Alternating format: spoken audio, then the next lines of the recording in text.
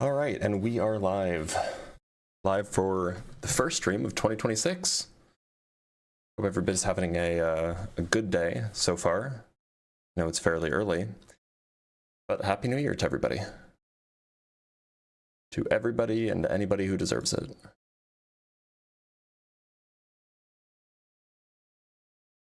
Move this over. Howdy, everybody. So let me grab my notes. I'm in a different, there we go. It's not New Year, it is a new year. It is the first day of January in 2026. Howdy, howdy. Hope everybody had a exciting New Year's Eve last night.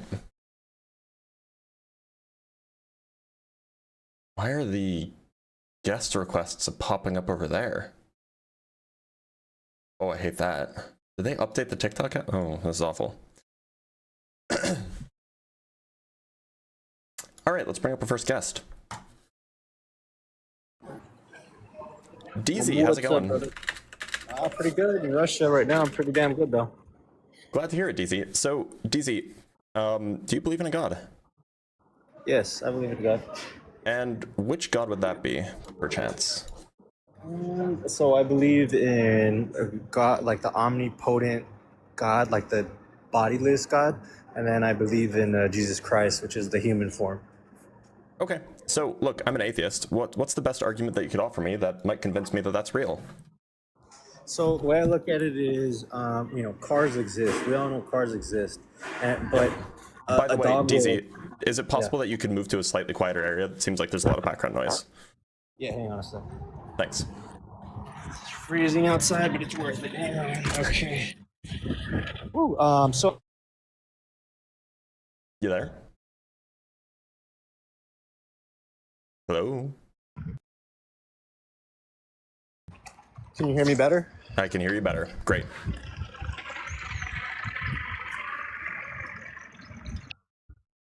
Cool.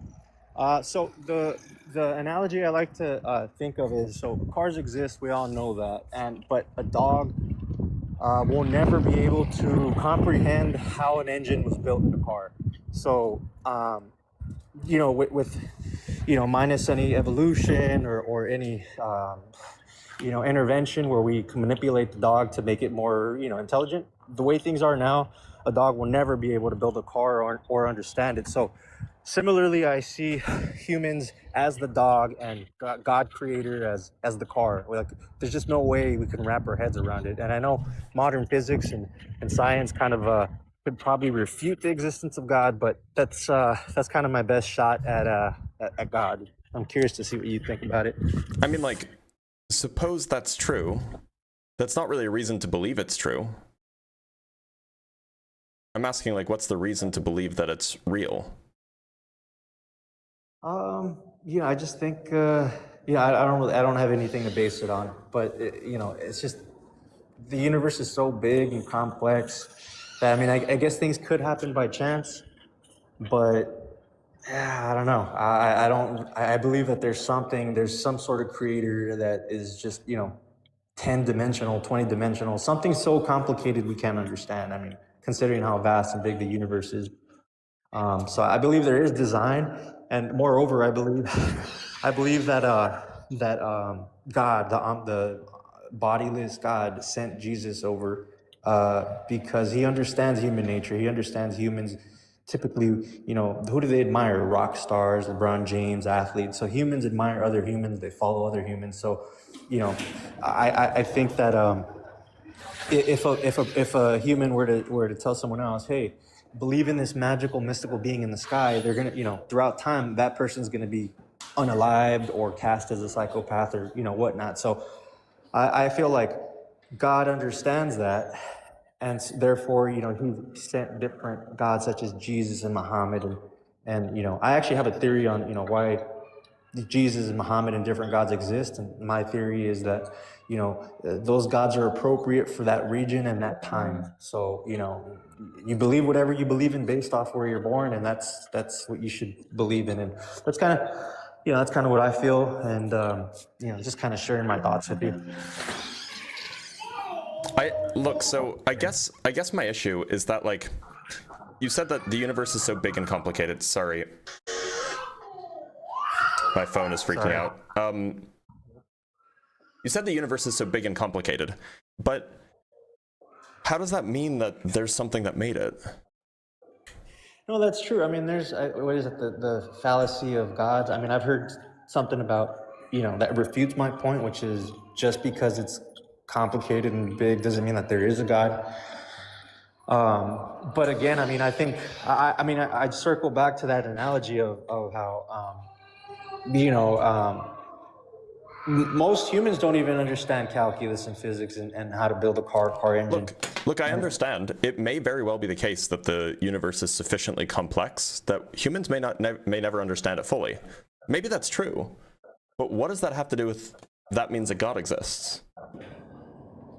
I mean, it's just me playing it safe. I would rather not refute God. So by refuting God would mean, eternal hell or eternal burning, or, so I would just rather play it safe. And I'm not going to lie to you and say I fully believe that there is a God. I'm not going to sit here, but But is that really playing it safe? I mean, like, what if you're wrong and Islam is true? Then you're going to hell. Again, I think for specifically for the different denominations, I feel that Islam is true for the people of that region and that time, and right, Christianity. But believing in God is not necessarily playing it safe, right? Because if you believe in the wrong one, you go to hell regardless, depending on which one's real. Where my belief. This is just me. This isn't anything biblical or taught to me. What I specifically believe is that if you're born in an Islamic region, then you should believe in an Islamic God, because God, the omnipotent mystical being. But then it sounds like, look, what if the God that's real is the God that only sends atheists to heaven? That could be true. But then you're not playing it safe. Well, but then atheists would kind of refute him. They would refute. Yeah, and then they would go to heaven as a result. It could be true. That could be very well be it. That could be a possibility. I like to check myself and think, is my ego coming into play here? Am I thinking I'm the most grandiose, biggest creature in this planet or in this universe? And as smart as we are, we have to leave room for different things and different possibilities. And I'm not like knocking on an atheist or anything or any other person's beliefs, but I kind of like to leave the door open for things. And again, just to branch off a little bit, and I'll digress a little bit. I feel like maybe people have a bad taste with religion because it was force-fed down their throat, or it was, there's a lot of rules, or you have to do this or you're going to hell. I feel like maybe that's why people kind of have. That's one reason why people kind of have an opposition towards God. But to be clear, that's the reason that you said that you are betting on God, because you're like, well, I'm playing it safe. I'm afraid of going to hell if I am wrong. Well, yeah, about 20%. 20% of me is kind of leans into that belief. I'm not going to bolt BS here, but I do more than not believe that there is a God. And there's so many of them that it's like, okay, you picked the wrong one, you're going to hell anyway. I think when we zoom out a little bit, I feel like, okay, well, why would the God, omnipotent, mystical God, be so cruel to send everyone else to hell and only one denomination to heaven? I believe, but that's where I believe, okay, well, so if you're Islamic, then that's correct for you. If you're Christian, that's correct. If you're, I can't think of any other religions, but if you're that religion, then it's appropriate for that person in that region in that time, because there's just so many of them, and so that's kind of what I believe overall. It's just it's so complicated. Again, I'll go back for the third time to that dog analogy, and how we can sit here and agree that the dog will never be able to put an engine together or even understand how it's built, but it exists. But So similar. you do understand that that's like, to somebody who doesn't already believe in God, that just doesn't move the needle at all. Because what you're saying is that the universe is complicated and we may never understand it. And then you're saying, well, therefore God. But like, those two ideas aren't connected, right? And so if you don't already believe in God, it's just like, you're just telling me some random fact that the universe is complicated. Country. Yeah, no, I mean, hopefully, we could, by we, I mean the human race. Thank you. We could bridge that gap and find answers. I think we're already discovering that there's extraterrestrial physical beings and interdimensional beings. That's like speculated amongst the like some of the alien community. And so there's like retired Air Force pilots coming out saying that they've seen essentially alien crafts, and when you dig into that, it's it's speculated that there's interdimensional beings and physical beings. So there's just so much out there. Apparently some of these interdimensional beings feed off of our energy, off our souls. It's supposedly our bodies are vessels for our souls, and they want to harvest that. And so there's just so much out there that, what do they say? Truth is stranger than fiction. And so, Yep. There's just people say that. But so I guess what I'm trying to say is, I'm hopeful that as we start discovering maybe alien life and other things, then that'll lead the way to answers about humanity and what our purpose is, where we come from, and I know you're definitely a facts-based guy, but Yep. all I would say is just leave the door open for possibilities and don't let your ego get in the way of I agree. shutting the door. That's a on good things. idea. That's a good idea. but- DZ, I'm gonna let you go, but thank you for being here. I appreciate your content, brother. Stay safe, man. Take Much care. love. Yep. He wasn't aggressive. That's good. We like a chill king, right? Sir, this is the DMV. All right, let's talk to Eugen Alexandro. Oh, I missed some super chats. I'll read them after the next guest. Sorry about that. Eugen, how's it going? Hi, how are you? I'm doing all right. Eugen, do you believe in a god? Yes, All right, and which one would that be? Jesus. Okay. Now, look, I'm an atheist. What reasons could you give me that might convince me to believe?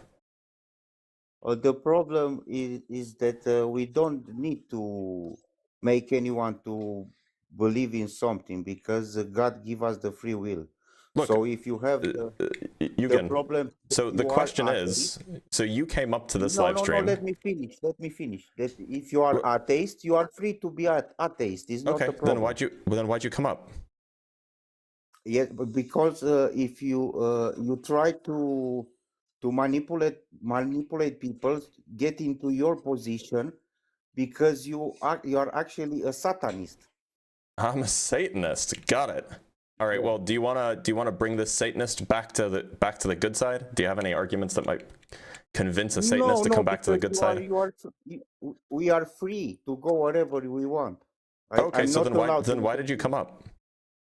I come up because people should know that you should be true to the way that you are. Maybe even you don't know. Ah, okay. But you know. I know for sure. Yeah. You know, but I don't know. Yeah. Okay. Okay. Well, thanks for being here, Eugen. Also, put a shirt on. Nobody's impressed. Let's read some super chats, and then we'll bring up our next guest. From Seabar with the $2. Thank you, Seabar, and I hope your new year is starting out quite well. From Poopman Jones with the $5. Thanks, Poopman. I know it's off topic, but I'm dying to hear your thoughts. Expansion goes on forever in a big freeze. Could it instead halt at a finite size? It could. This is something called a long freeze scenario. It could also halt, turn around, and then recollapse. It's not clear what the inevitable outcome is as it stands. And from Nectu, sending 5 Dr. Blitz gift memberships. These are on the vertical channel, so I guess the verticals are winning today. The verts are beating the whores. But just so you guys know, if you get a gift membership, or if you just pay for the membership yourself, it's like $4 or $5 a month on either YouTube channel or on Patreon, you get access to my debate notes, which just has a whole bunch of arguments and sources and counter arguments and facts and, you know, all sorts of useful, convenient things for all sorts of different topics that I debate. So consider it. Also, if you're on YouTube, you get access to emojis, and that's fun. From Mercia1910 with the £10 first super chat of 2026. Hope everyone will have an awesome year. Likewise, Mercia.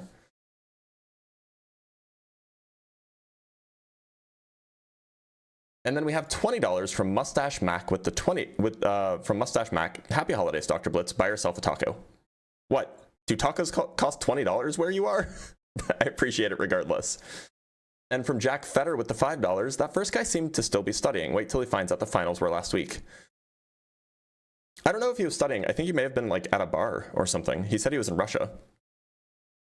And from Kane Malice with the $2, Satan is the only role model I need. Satan, look, depending on how he's depicted, Satan can sometimes be a chill guy, like in Futurama. Yeah, the taco tariffs are hitting hard. True, because they're imported. All right, let's talk to Kurt. Kurt, how's it going? So good evening from where I'm from, Dr. Blitz, and I just want to say I'm a 15-year-old kid, and I really. Oh, you can't be here. You have to be 18 and up. I was gonna ask him how old he was, but.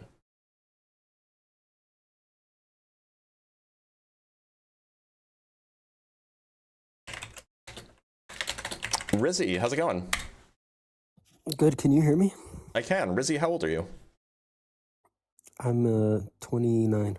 And what year were you born? 96. Okay. So, Rizzy, do you believe in God? Yes. And which one would that be? Allah. Okay. Now, look, I'm an atheist. Could you give me a good reason, like a good argument or a piece of evidence or something like that, that might bring me closer to believing in Allah? Yeah. Go ahead. I'm sure you've heard of the law of identity, right? Sure. Does the law of identity apply to say infinity when we're talking about like not infinity as an idea but applied to the physical world? The law of identity doesn't apply to things in the physical world. It's a statement about objects and a predicate calculus. Okay, maybe we're disagreeing on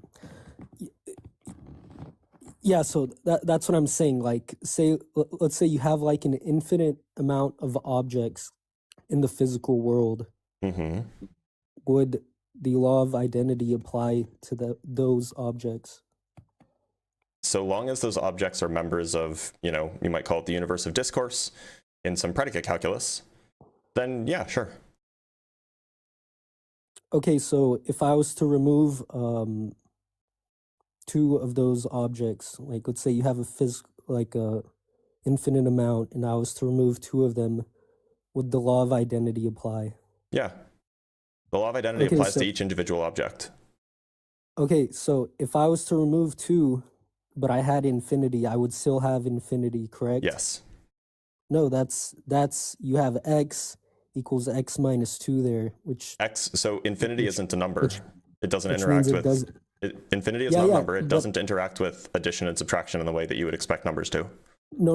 When you say I have an infinite amount of things, that is a number of things, right?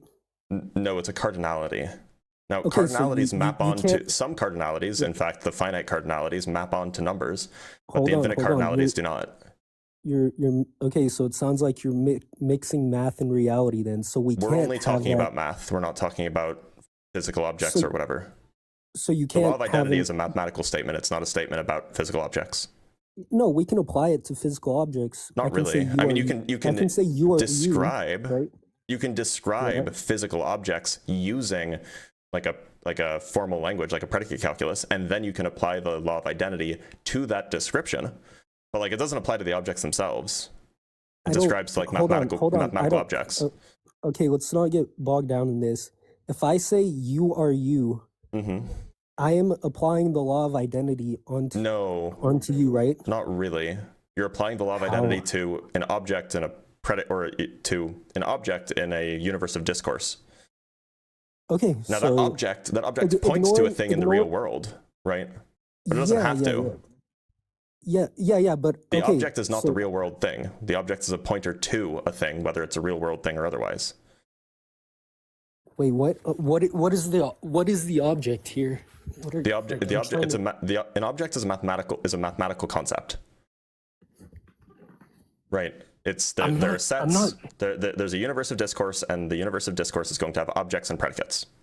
Okay, slow down. Predicates are properties of objects. The universe of Slow down. discourse contains all the objects. When I say you, Mhm. are you an object? I'm trying to. I'm a person. So like, Yeah. if we're talking about like a universe of discourse in which the law of identity applies, then absolutely. Hold on. You're Then bringing in. you You're is bringing. referring to an object and not like the physical thing that is me. Hold on. You're bringing in terminology that's just going to bog down the conversation. It's a lot simpler than you're making it. If I say you, that means my words are referring to you, correct? Sure, in everyday language, absolutely. Okay, if I use are, that means I'm making a statement about you, correct? Yeah, and again, in everyday language, sure. But everyday language doesn't have a law of identity. Just hold on.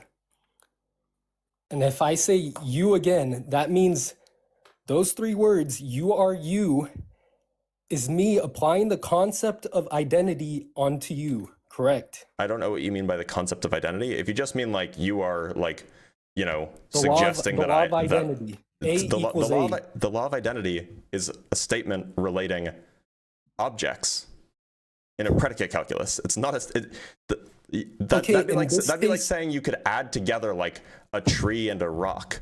Like no, addition works on numbers.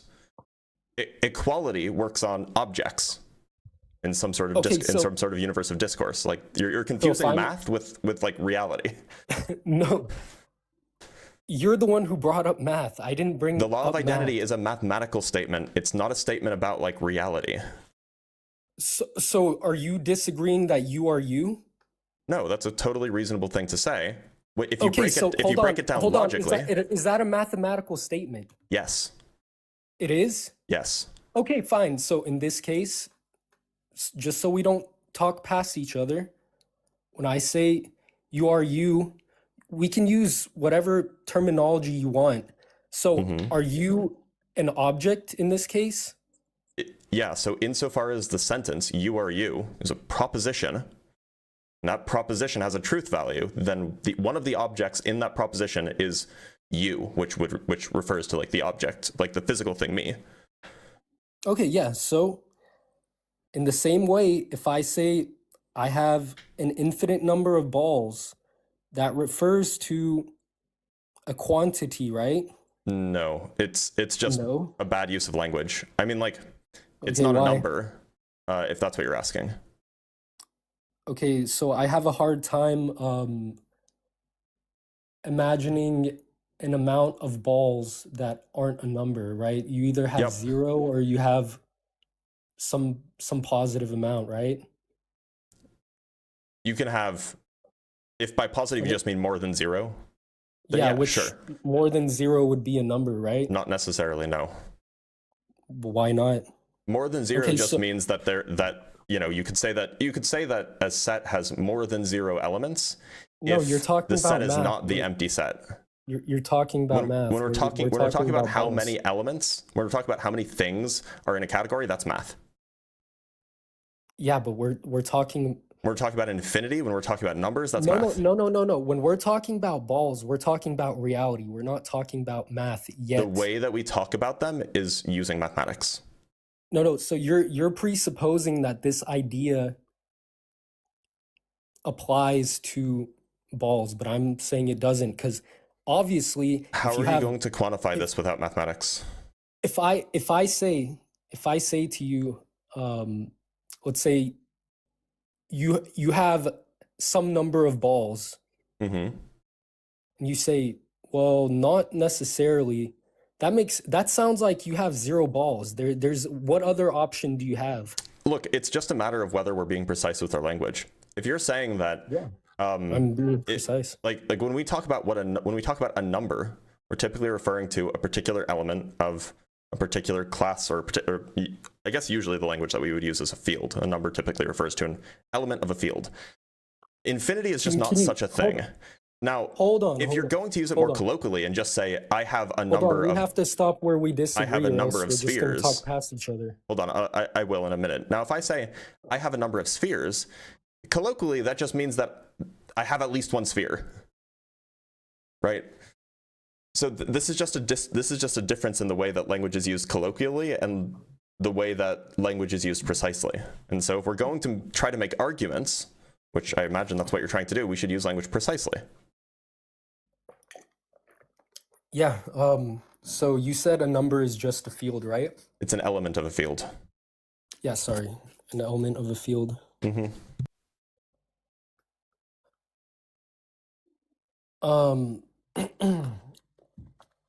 So can you show me where a field is in reality? Can you point to me? I don't think numbers exist in reality, so no.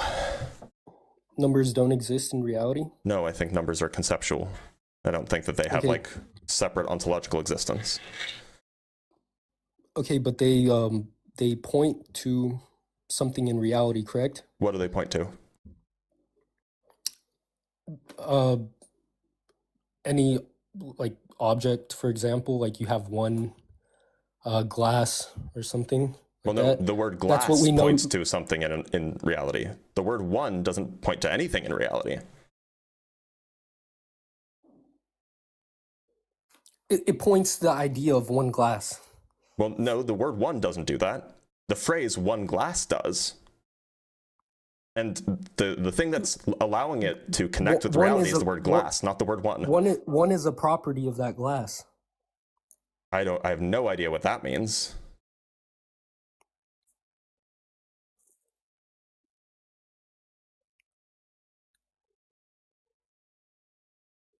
So that glass is not Let me ask you this. What does the number 10 to the 7 trillionth power point to in reality? just one greater, one less than, a greater or lesser number But by one. so you're saying that the number points to something in reality, and you're just saying, oh, well, it points to something in reality because it points to other numbers, and you're just assuming that numbers point to something in reality? You're saying numbers point to other numbers, and then you're assuming that the numbers point to something in reality. I'm saying we know about numbers through our observations of reality. That's a large philosophical claim. I disagree with it. I think that numbers were invented to describe our observations of reality.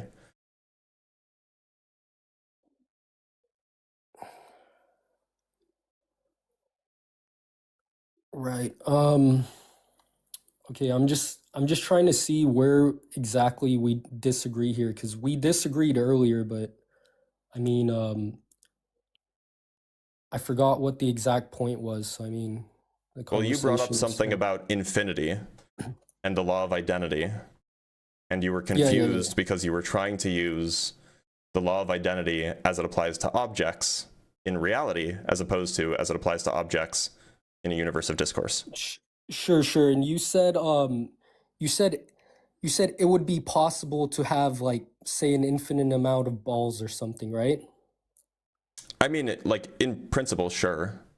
Both physically in reality and, like, conceptually in a universe of discourse, both things are possible.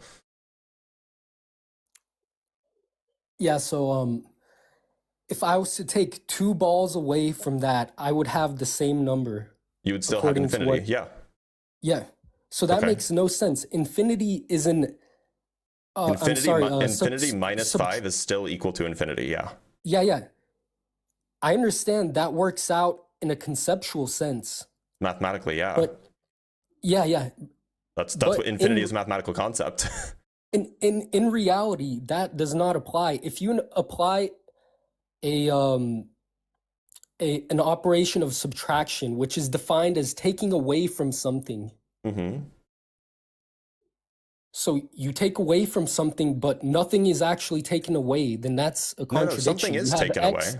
Look, I mean, something is taken away. It's just it's just you still have an infinite amount. It's just you didn't take away an infinite number, so you still have an infinite amount of things.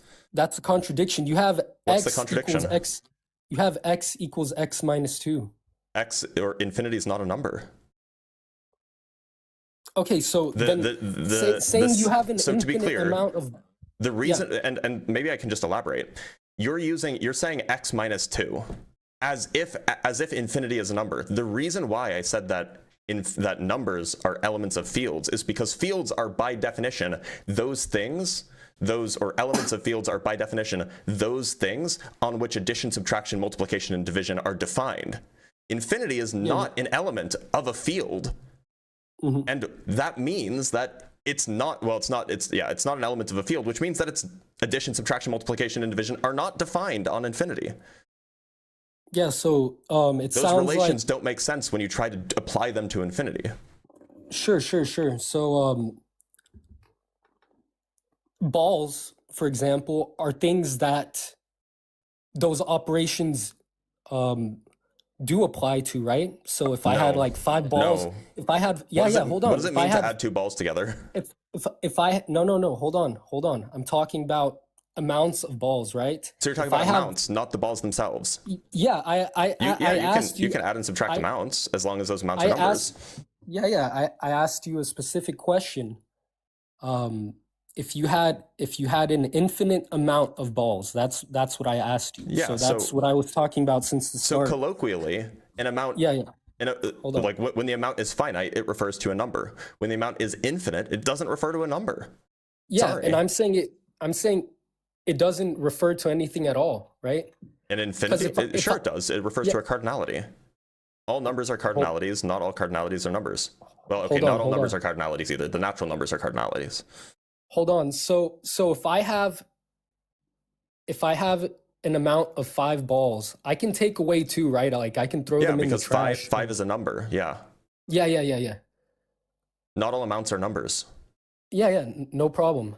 But if I had an infinite amount of balls, yep, that's an amount that's not a number. I wouldn't be able to take away 2 balls and throw them in the trash according to you, because that doesn't apply. Set removal still absolutely is totally well defined on any set, really. Like set subtraction, but the set is not the amount. The set and the amount are not the same thing. You have a set of balls. Now, there is an amount of balls in that set, but the set of balls is not the same thing as the amount of balls in the set. These are conceptually different things. And you can remove things from a set without having well-defined notions of addition, subtraction, multiplication, and division that correspond to the amount of elements in that set.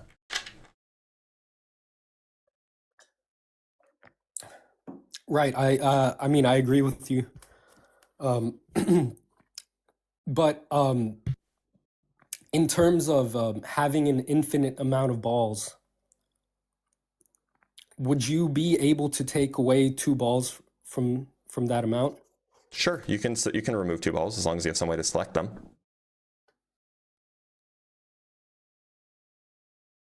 Okay, but you would have the same amount of balls after you remove 2. Yeah, the cardinality would be the same. Yeah. Okay, that makes no sense. Sorry that the arithmetic of infinity is complicated and confusing for you, but there's no actual contradiction there. Yeah, no, there is a contradiction. You're saying you're removing an amount, but the amount stays the same. Yep. What's the contradiction? Yeah, you're removing an amount. Who says anything about removing necessarily changing the amount? That's what removing does. It changes the amount. For finite amounts, sure. Yeah, but that's when we look at balls and we see that removing 2 balls from 5 balls gives you 3 balls. Yep. And now you're saying, okay. Yes. So when you remove balls and I remove 2, I have the same amount. When you remove elements from a finite set, then yes, the cardinality of the set changes. when you remove elements from a non-finite set, the cardinality can change, but it could also not change. No, but that's the thing. That's math, man. That's not. Yes, that's what we're talking about. We're talking about math. That's not what happens in reality. No, when we're talking about balls, we're talking about amounts, math. right? We're talking about amounts of things. That's math. When we're talking about balls, we're connecting math to reality. Math is a descriptor of, or mathematics is used as a descriptor of reality. And so if you want to talk about amounts of anything, or if you want to talk about set subtraction, that's what you're talking about when you say removing balls from you know, some grouping. Those are mathematical statements. Yeah, but what's that okay? Can you tied to reality? I mean, they can be. They don't have to be. Can you illustrate exactly what the contradiction is here? Yeah, what's the P and what's the not P? I've explained it to you. You say infinity is not an amount. So when I say an infinite amount of balls, infinity is not a number. If you want to use the word amount to describe infinity, that's okay. Okay, so let's say is one ball would be, you know, a number, right? A number of balls. Yep. 2 balls would be a number of balls. Yep. 1,000 balls would be a number of balls. Yep. 1,000 to the 10th power of balls would be a number of balls. Yep.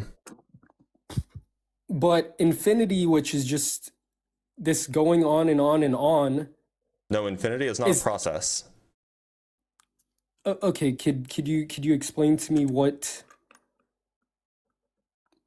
So one definition of like the, you know, the standard like the standard infinity that's used to count like the number of balls in a set, for example, this would be the countable infinity, it is the cardinality of a set that is larger than any finite cardinality. Yeah, so why do you believe this applies in reality? Why would this? Why do I believe what applies? Well, there's no contradiction. So unless you can explain where like the logical contradiction is in talking about like some aspect of reality being describable by like an infinite set. Sure. When you say like the cardinality, by that you just mean size, right?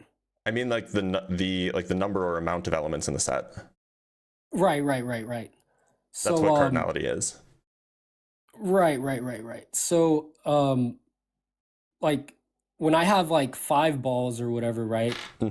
It seems like I understand what cardinality means there, right? But when you say the cardinality of infinity, you know, as it relates to infinite set. Yeah, as it relates to balls, that's where I kind of get lost. So it seems like it doesn't have the same property as this set of 5 balls. Well, look, so because the sets have the same 5 balls. The is sets have the same something operations. Like the operations on the sets are still well defined. What you're talking about is the operations on the cardinalities, and the operations on the cardinalities. You're right. Like the cardinalities just limit, like there are 2 different kinds of cardinalities. There are infinite cardinalities and finite cardinalities, and they behave differently. Right. Like, look, you could say the exact same thing about positive and negative numbers. You have positive numbers, and you can take their square roots, and you have negative numbers, and, you know, barring complex numbers, of course, you can't take their square roots. Like, they behave differently. Sure. But, okay, so it seems strange to me that, you know, for this like finite set of balls, like 5 balls, I can take 2 away and I would have a different number, right? I would have a different cardinality. But for this infinite, you know, set of balls, I would have the same number. So it seems like you'd have the same cardinality. Again, not a number. Yeah. I mean, you said cardinality refers to it refers to the size. number, or it's the size, the number or amount of elements in a set. Yeah, I don't see how that's different from what I said. Well, a number is a specific kind of cardinality, or rather there's an overlap between specific kinds of cardinalities and numbers. Not all numbers are cardinalities, not all cardinalities are numbers, but some cardinalities are numbers. Some cardinalities are not numbers. Okay, so when I was mentioning infinity and I said number, you're saying number doesn't apply to infinity, right? No, that infinity is just not a number. Yeah, it's not a number. So Right. If I don't have a number of balls, it's not a number. You have an but I amount of know, balls. yeah, and it's not a number, right? Right. Yeah. Okay, so it's not one. I don't have one ball. I don't have two balls. I don't have three balls. I don't have four balls. Yep. If I don't have at least one ball, then that means that there are no balls there at all. I don't know what you mean. Well, so you have. You would have to have at least one ball. So you do have at least one ball, absolutely. If at least just means that like you can find a subset within your set that has a cardinality that is equal to whatever number you're talking about. So like there is a subset of your infinite set of balls that has a cardinality of 1. So you have at least one ball. There is a cardinality, or there is a subset in your infinite subset of balls that has a cardinality of 1 trillion. So you have at least 1 trillion balls, right?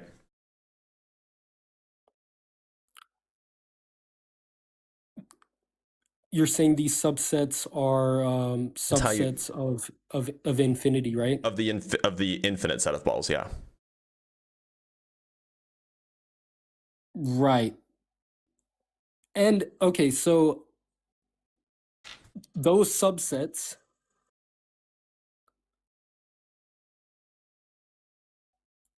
the operation of subtraction, applies to those subsets, right? If it applies to the cardinalities of the subsets, if the subsets have finite cardinality, yeah. Yeah, so if there's a cardinality of 1 and we subtract that, then you can do set subtraction to remove that subset from the whole set, yeah. That would be the same as just removing a ball in reality, right? Yes. Set subtraction is like the equivalent of that physical operation, yeah. And if I do that, you're saying the same cardinality exists for that infinite. Yeah, that makes no sense. What's the contradiction? I mean, like, I agree it's counterintuitive, but what's the contradiction? Because I can lay out 3 balls on the ground and remove 1. Yeah. And I can clearly see that there is a difference of 1 ball. Yeah, and that's true for a finite set. It's not true for an infinite set. What's the contradiction? What's the P and not P?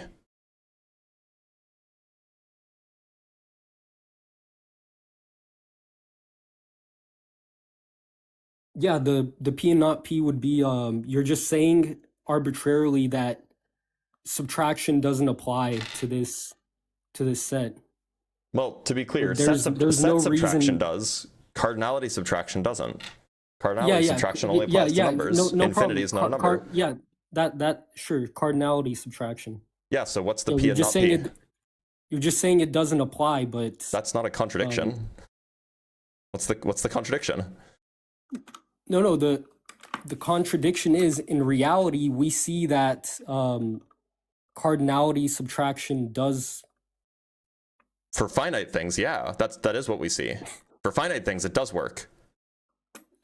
So what's the contradiction? It's just like special pleading to say that, it just doesn't work on. Special pleading is not a contradiction. Also, it's not special pleading. This is like standard mathematics. No.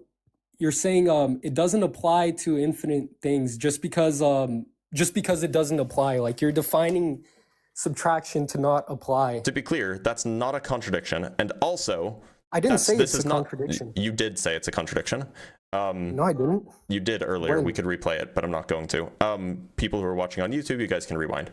The point is that special pleading would be me inventing a rule set to get around an argument you're making. I haven't invented anything I've mentioned here. This is standard set theory. There's nothing I've mentioned here that is like, you know, invented to get around some sort of argument you're presenting. Like, there's nothing special pleading here. This is just how infinity is defined and works. Okay, maybe special pleading is the wrong word. It sounds like whoever you know, shares this idea that You mean mathematicians? sure, whoever shares this idea that, you know, you have, it seems like they've just like constructed a concept that doesn't you know, map onto reality. So can you show me an example in reality where you have an infinite set and you take away some amount from it and you get a finite set? Sorry, you take away a finite amount and you get a finite set. Can you show me that in reality? No, I don't have any examples of. So then how does it not map onto reality? Where's the contradiction with reality? Yeah, because you're saying that taking away doesn't change the size. For infinite sets, yeah. Yeah, but that's the definition of what taking away. Or finite sets. What we understand taking away to mean. That's what happens. For finite sets, yeah, our experience is entirely with finite sets. So to say that it therefore must also apply to infinite sets is an assumption that you're making. We don't have any experiences with infinite sets in reality. Well, I don't think that we have any experience with sets, period, because I don't think that sets exist. I think that we create sets conceptually to describe reality. But I mean, like, even then, like, we don't have, like, we don't create infinite sets, except perhaps when we're talking about, like, the number of places between, the number of points or the number of locations between two places. Think about, like, Zeno's paradox, for example. That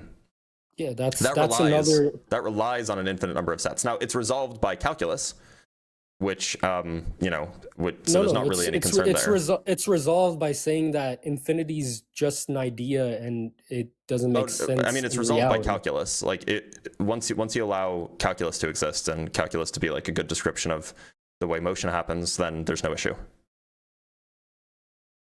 No, there's no issue because, like, you can like make a small form of, you know, something analogous to Zeno's paradox with your fingers, right? Like, if you hold your fingers like up, you know, your thumb and your index finger, like, and you make a little line, you know, there's supposed to be an infinite amount of points between your fingers, right? But obviously you can close your fingers and you can feel them touching each other, which indicates that there's actually not an infinite amount in reality. Or it indicates that it's possible to cover an infinite number of spatial points in a finite amount of time, which is what's allowed by calculus. The explanation of how that works originates from calculus.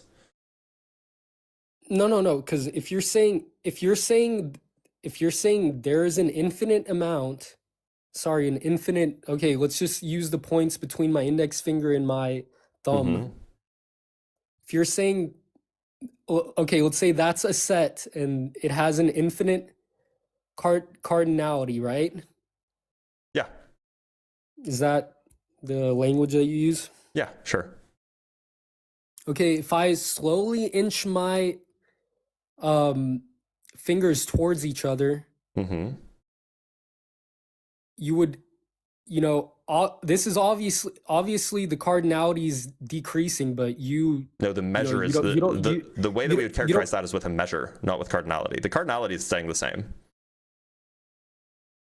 Yeah, exactly. That's what I said.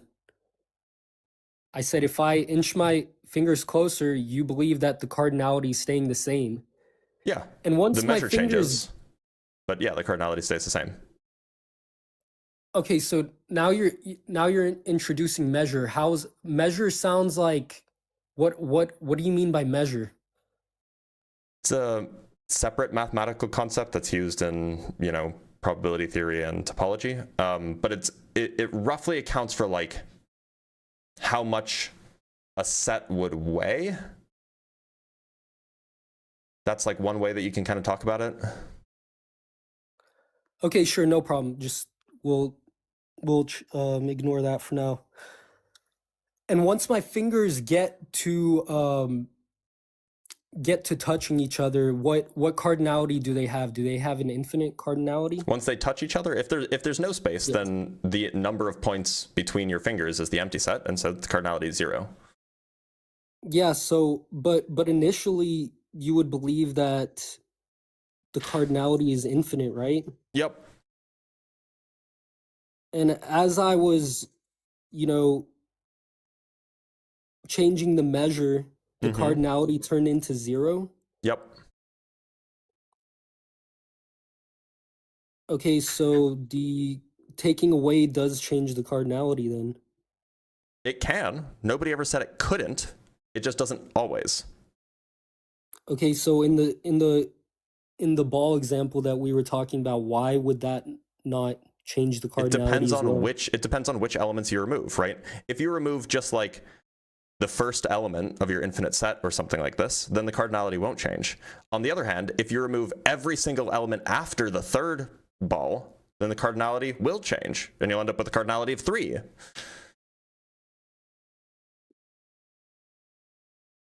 Depends on what you remove. Yeah.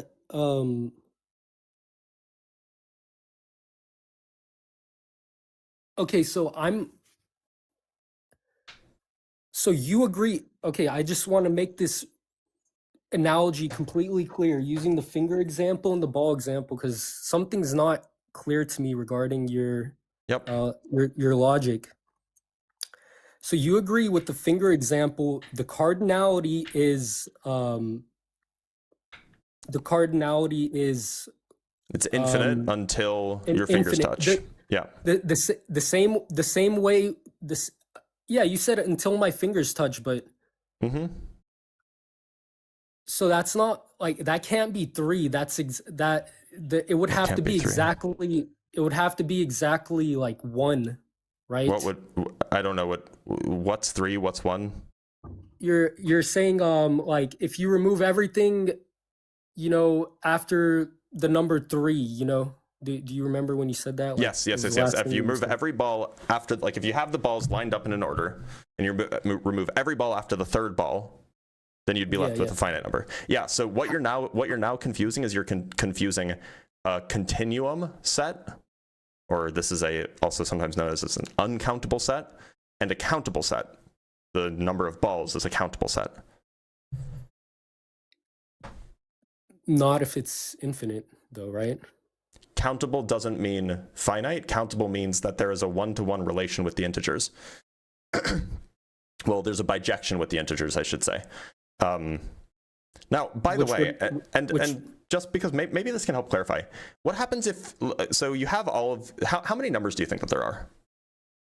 How many numbers do I think there are? Yeah. Like whole numbers. However many someone can conceptualize. So is there a number?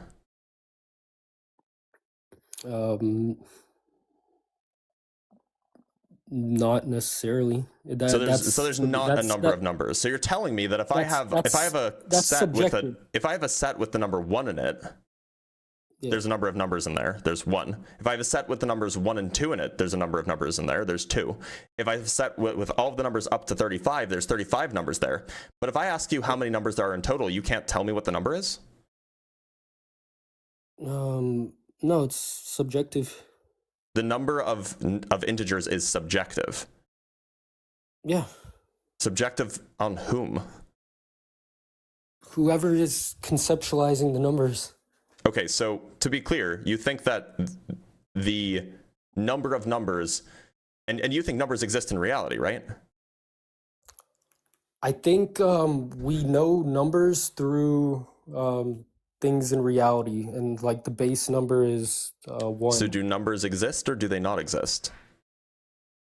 Again, if you just mean if we can think of this idea of numbers, then yes, they exist, but in reality, yeah, and what's the biggest one? That we can think about? No, just what's the biggest one, period? Or do numbers only exist in the human mind? Yeah, well, that kind of gets into linguistics. Like, what do we mean when we say numbers? Like, are we on the same I don't know, man. You've been assuming that you've been talking about numbers this whole time, whatever you mean. Yeah, as I understand numbers to be their ideas that we apply to things in the real world. So Literally conceptual. 15 minutes ago, I asked what the number 1 refers to in the real world, and you said it refers to something in the real world. Not that it's a not that it's a concept, not that it's a thing that exists in the human mind only, but that it was a thing that exists in the real world because it points to a thing that exists in the real world. In the same way that a ball points to something that exists in the real world, in the same way that like this pencil points to this thing. You said that numbers point to a thing that exists in the real world, and now you're changing your mind. I wouldn't say changing my mind, but more so clarifying my earlier position. So, by the way, you understand that you are now in like the vast minority amongst mathematicians who would say that there are like obviously an infinite number, an infinite amount of integers, right? Conceptually, no, there's definitely no problem with that. Okay, now what happens if you get rid of half of them?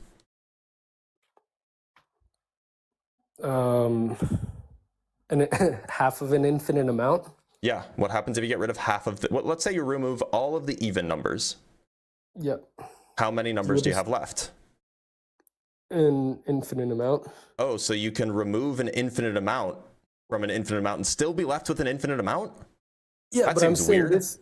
Yeah, I'm saying this is all conceptual, right? When we You when we agreed that apply it to numbers are reality- conceptual. So of course it's conceptual. Numbers are conceptual. And mathematics in general is conceptual. numbers when they're applying to things in the physical world, like the ball example that I gave you, like the like the thumb and index finger, they do not behave in the same way that mathematics would like us to believe. So you're saying that math is fine, but once you apply math to the real world, math is wrong. No, I'm saying it's the best approximation that we have of the real world. But just because I can think of an idea like infinity or unicorns, it doesn't mean that it's true in the real world. Absolutely the case. The question, though, or the point that you're bringing up, is that you're saying that not only does being able to conceptualize it mean that it's not necessarily true, but that it's impossible for this thing that you can conceptualize to exist in the real world. Yeah, based on And you haven't examples like demonstrated that. Yeah, no, I gave you the thumb and index example where So you're where's saying the this- contradiction? You're saying the cardinality goes from infinity to Zero. Yeah. zero. Yeah. So, I mean, there's an obvious change there. So, Yep. so no matter how many operations from what I understand, based on what you said earlier, no matter how many times you, have the operation of subtraction, you will always have For an any infinite finite number of finite subtractions. Yeah. Yeah, but you would agree that there's an infinite amount of points between my thumb and my index finger, correct? Yeah. Yeah. So according to you, subtraction just doesn't apply to infinite cardinalities, right? Yeah. I mean, you do set Yeah. subtraction. Like numerical subtraction just doesn't make sense. It doesn't work on Yeah. things that are not numbers. Yeah, exactly. But with the thumb and index example, we see that subtraction does apply, but there's supposed to be an infinite cardinality there. Set subtraction applies. Cardinality subtraction doesn't. Okay, so I'm trying to understand the difference here. 'Cause the cardinality is going from infinity to zero, right? At what point does it go to zero? Regarding the thumb example. When your fingers touch. Yeah, and right before that, what's the cardinality? It's infinite. It's infinite. Mm-hmm. So Yes. So, The measure is small, but the cardinality is infinite. okay, so Look, yeah, how the many thing how that's many numbers are between 0 and 0.1? an infinite amount. Okay, how many numbers are between 0 and 0.001? The same. The same. Okay, and No, how many numbers? we Right. So it's but we how many agree numbers on are between this. 0 and 0? Between 0 and 0, Yeah. 0. Well, it's in some sense 1 because 0. Well, it depends on what you mean by between. But the point is that like the cardinality can change very abruptly.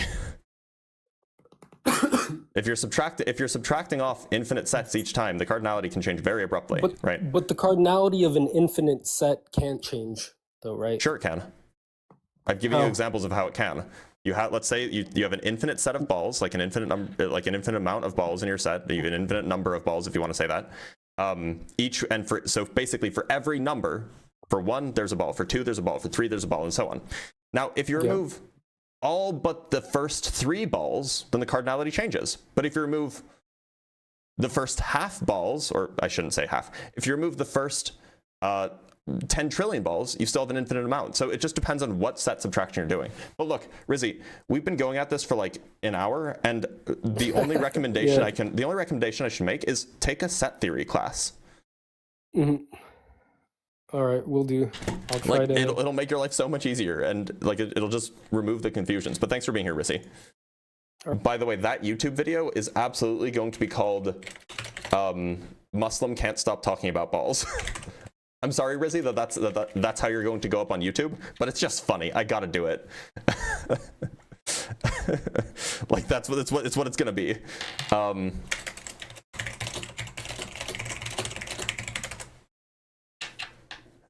Like,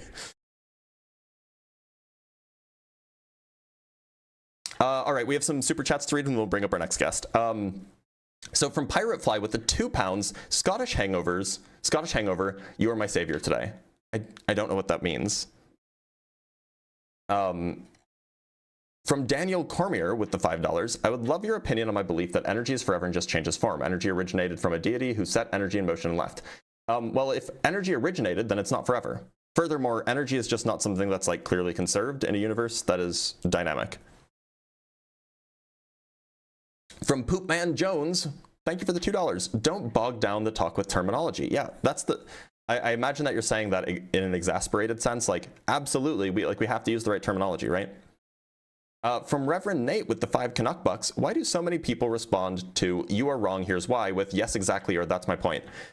It's just like a way of talking. Like I'm not. Like, it can get a little frustrating, but like I try not to be too upset about it because it's just like it's exactly as often used as a transition word.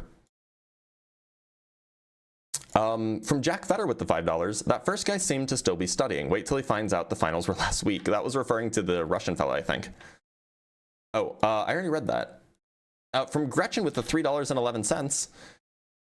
WTF does this have to do with God? Stay linear. Well, presumably he wants to say that the universe is finite and so it can't have an infinite number of days, but like, yeah, I imagine that's where he was going. From Duke of Shastka with the €5, if God is not real, who made God do a full orbit in exactly, who made Earth do a full orbit in exactly 1 year? Here's hoping apes do better this cycle. Oh, yeah. What is it? Apes Together Proud or whatever? That was like the NFT thing, right?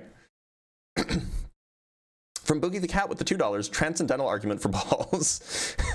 Indeed, the transcendental argument for balls. From Duke of Shastka again with the €2. Next on Idiocracy's best TV show, Oh My Balls. Just look at the balls. Thank you, Duke. Name with the $5. You built like a Discord mod. Big glasses and greasy hair. I understand why you don't believe in any god when you built like that. My hair's not greasy. It's shiny. It's literally like I literally shampooed and conditioned this morning. It's not greasy. It just has natural sheen because, you know, I take care of it. I do have big glasses. You're right. I don't know what it means to be built like a Discord mod. I didn't know that Discord mods were 7'4", but okay. But thank you for the $5 anyway. I appreciate the hate hate donation. From Garain with the $5. Is this a super elaborate setup for a punchline about testicles? Yeah, I think it was. Maybe it was. And And from Kane Malice with the $10. Sorry, we have a whole bunch of super chats, but we're going to get through these and then we're going to bring up our next guest. From Kane Malice with the $10 saying, all right, Dr. Blitz, you might be a rocket scientist, but have you considered the real hard science here? How many lands should I be running in my commander deck? It depends on what you're doing. I have a deck that runs 54. I have another deck that runs 29. So it just depends on what you're doing. From Kelly Share with the $5, appreciate the caller. Honestly, I did too. We had an interesting conversation at least. From Scottish Kenzie with the €2, tag distinctive syllogism. Google it. You mean disjunctive, right? From Poopman Jones with the $2, don't bog down the talk with infinite balls. Scottish again with the £5, tag disjunctive syllogism. Google it, put it on the screen. I'm familiar with it. Duke of Shaska sends €5 for say balls again. I double dog dare you. Yes, I will. Balls. From Mr. Exclusive with the $10. Thank you so much, Mr. Exclusive. Everything you've ever attempted to conceptualize in your mind about God in terms of whether he exists or whether he does not exist is still not enough. I don't know what that's supposed to mean. From Jack with the $5, that conversation would have been freaking awesome if his part was read by a stoned Keanu Reeves, Bill and Ted, Theodore Ted Logan. It would have been funny. From Civil with the $2, Dr. Blitz, I didn't know you were a urologist. I'm not. And from TF2 Cut with the 5 Canuck bucks, I sure wish someone could show me scientific evidence of the existence of God. Maybe a hair, maybe a DNA sample, anything to prove he exists at all. That'd be good, wouldn't it? I agree. From Scottish again with the £5, atheists, please prove the transcendentals empirically and don't say it just is, bruh. I mean, like, is that a contradiction? From Get Away with the 14 Canuck bucks, thank you for the hate comment. Stop being pedantic. You're intentionally obfuscating your point and doing nothing to actually help him understand or move this conversation forward. You look like a jerk flaunting presumed superiority.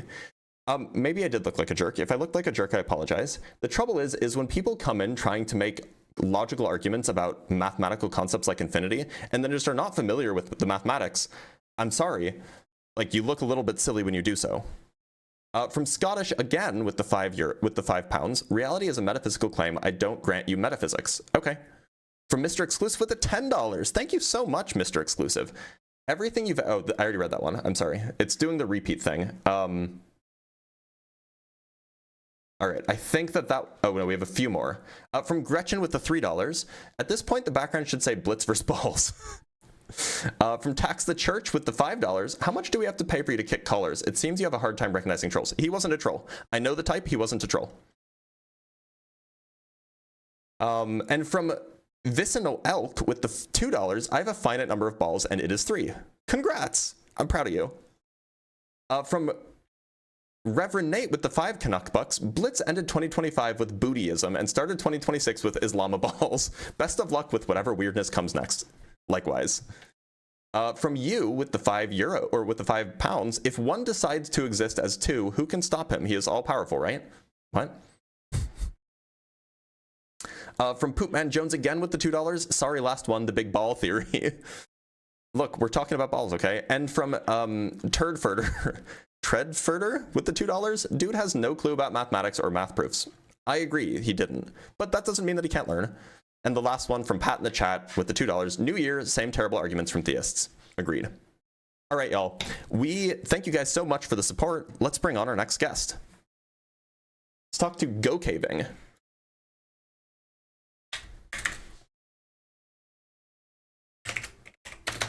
Okay, Go Caving is not here.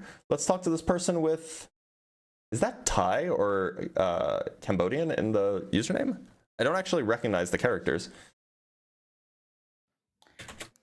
Hey, No, how's it going? It's X. Hi there.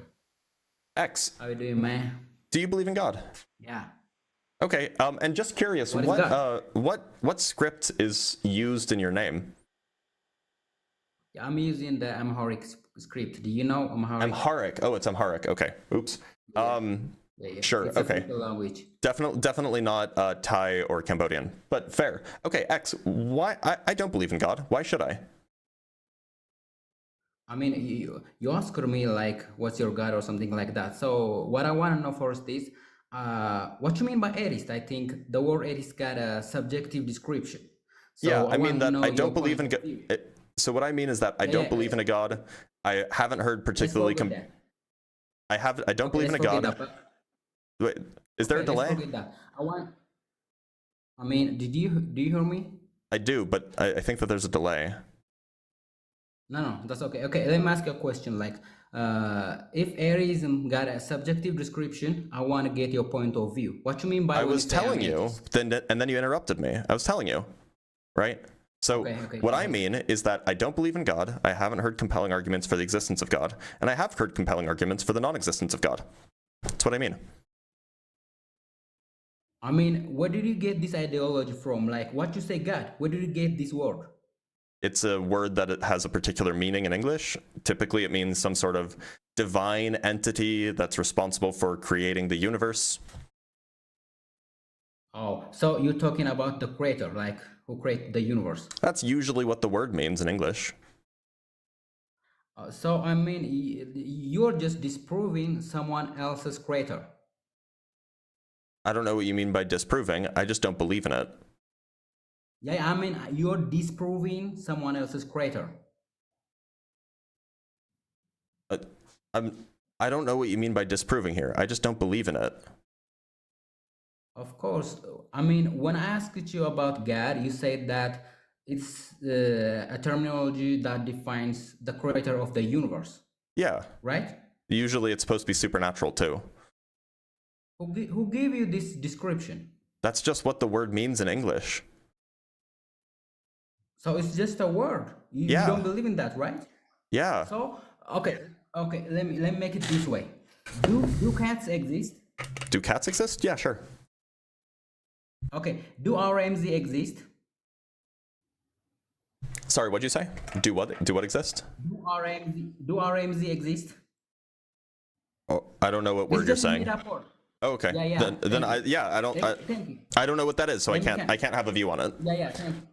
Thank you. When I asked you, do cats exist? You said yes. When I asked you, do RMZ exist? What does it mean? You said so. You see, you need to know something first before you say it exists. Yeah, I need to have a conception of what the word is referring to. So I have a conception of what cats refers to. It refers to like small feline animals. But I don't have a So conception when of it what comes the to word that- that you referred to says. So Yeah, that's what I'm saying. When you came to God, Yeah, I gave you a what's your definition. source? It's like, I don't know what you mean. What's your source? That's just how the word is used by English speakers. so you're disproving others' ideology. Look, if somebody asks if I believe in God and they're speaking English, I can reasonably infer what they're talking about. And so I'll tell them no. And in English, that's what it means to be a god. Of course. So you're disproving their God, right? I'm not disproving it. I just don't believe in it. Of course. You don't believe in their God. Yeah. So what if others do not exist? Why can't you stand by yourself? Do not depend on others. Well, I still don't believe in any supernatural creators. You don't have to. Okay, that's what I mean when I say I'm an atheist. Yeah, but you are arguing with like someone else's ideology. That's weird. Somebody else wants to convince me of their ideology. It's normal to talk and argue then. Somebody wants to convince you of something and you don't Okay. believe them. That's normal. Of course. Let me come right here. When you say you don't believe in a supernatural being, what is your proof? What's your proof for the non-existence of the supernatural being? I'm not saying I have proof. I'm saying I've heard good arguments against it, and I haven't heard good arguments for it. Okay, so you don't have the proof for the non-existence of I a never supernatural made the being. claim that I have proof that there are no supernatural beings. Okay, thank you. I just misunderstand you. Thank you. Okay. Well, That's thank you what for I- being here, X. I think that there was a bit of a language barrier there, too. So I don't think that he was being bad faith. I think it's just there's a language issue. All right, we have a few super chats, like just one or two, and then we'll move on to our next guest. From Scottish with the £5, so now you don't have any epistemic grounding for any beliefs, including math and rights. You lost by agreeing to I don't grant you metaphysics. Okay, well, Scottish, you could just join the live stream and we could talk about it. I think that you're asserting things without like knowing my viewpoint. Anyway, from Vicinal Elk with the $2, I already read that one. From Duke of Shaska with the €5. Does a legendary plus 30 stamina set of infinite balls exist? Yes. Let's talk to Photon Mass. Photon Mass, by the way, is where light goes to church. Photon Mass, how's it going? Good. Going good. Glad to hear it. Photon Mass, do you believe in God? Yes. Okay, cool. And look, so I don't. What's the best argument you could offer me, or evidence, or something that might convince me to join your side? A lot of people believe in it. Well, yeah, but like, you know, I'm a That might not be that. renegade. I'm a rebel. So just because a lot of people believe in something, that's not a good reason to believe in it, in my view. Have you ever believed in a god? Not as far as I can remember. Have you ever heard any type of good argument for it? I mean, like, there are arguments that are better than other arguments, but I don't find any of them particularly compelling. No. What's the most compelling? I don't find any of them particularly compelling.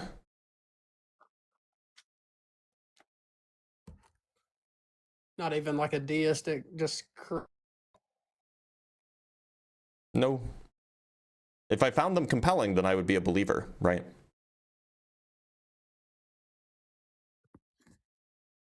yeah. I gotta drop. I'm Okay. just trying to drop. You're good. From Kane Malice with the $2, 54 lands, you must be a dirty Simic player. No, so the deck that there's 54 lands in is, the commander is Sasaya Orochi Ascendant. And if you don't know what that card does, because it's from like 20 years ago, it has an activated ability. It's a creature. It has an activated ability that if you have 7 or more land, you know what? Let me just show you. I can just pull it up. Because this is what we're doing now, apparently. It has this activated ability, right? If you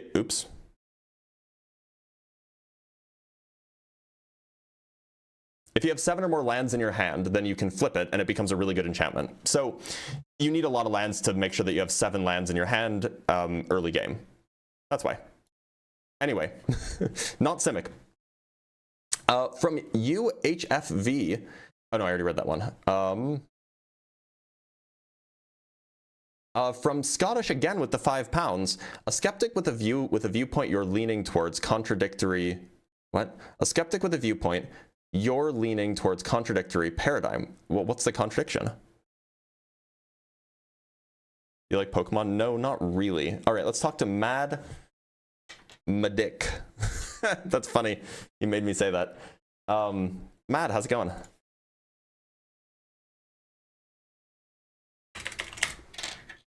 Mad? Mad? All right, he's not here. Let's talk to Counterposition.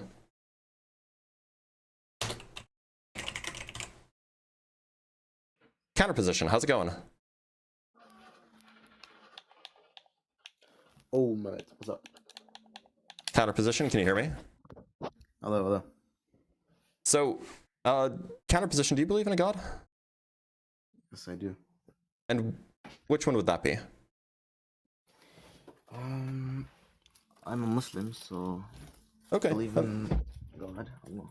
Sure. So now look, I'm an atheist. So what would be the best argument or piece of evidence or, fact about our universe or something like that that might, make me want to lean closer to your position? Have you ever heard of the contingency theory? Contingency theory? I imagine you mean contingency argument. Yeah, I have. Yeah. And can you tell me why you don't think it's So are you talking like which contingency argument are you using? Are you using like a modal one? Dependency. Okay, so why everything don't you lay out the argument that you want to present, because there are several different contingency arguments and I can address it. Everything is dependent on something else. Therefore, there must be like a starter of all the dependent things. Otherwise, there would be an infinite regress, which is a fallacy. You can't have infinite recurring dependent things, right? Otherwise, you never reach this point. So there must be a start, right? And that's how God That's All right, argument, so yes. I wrote down your argument as best as I could. Let's pull it up. Cool.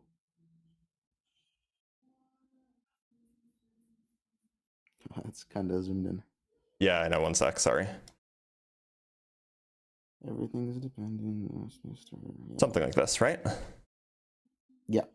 Okay. God. So, I mean, like, okay, so suppose I grant P1. It then follows that God is dependent on something else. God is metaphysical, therefore, well, the whole point of God is that he's independent. Okay, but Right. then it's not the case that everything is dependent on something else. Everything physical, then, I guess. Okay. How are you God is defining out- physical, by the way? Something that's created. Everything physical, meaning created, is dependent on something else. Okay, and then P2, there must be a starter of all of the dependent things. And your justification for that is that if not, there'd be an infinite regress of dependent things, right? Yeah, that's false. Which is a fallacy. That's the claim. Why should I believe that an infinite regress of dependent things is a fallacy? Because if it's if there's an infinite amount of time, you'd never reach this point, right? If there's infinite dependent things, That doesn't you'd never follow. reach. How come? So you could have like all moments existing equally, No, and if so there then were there's no infinite there's no recurring- notion of reaching to begin with. No, okay, so there's if time is infinite, Mm-hmm. right? You'd never reach this point because That- there's infinite events that happen.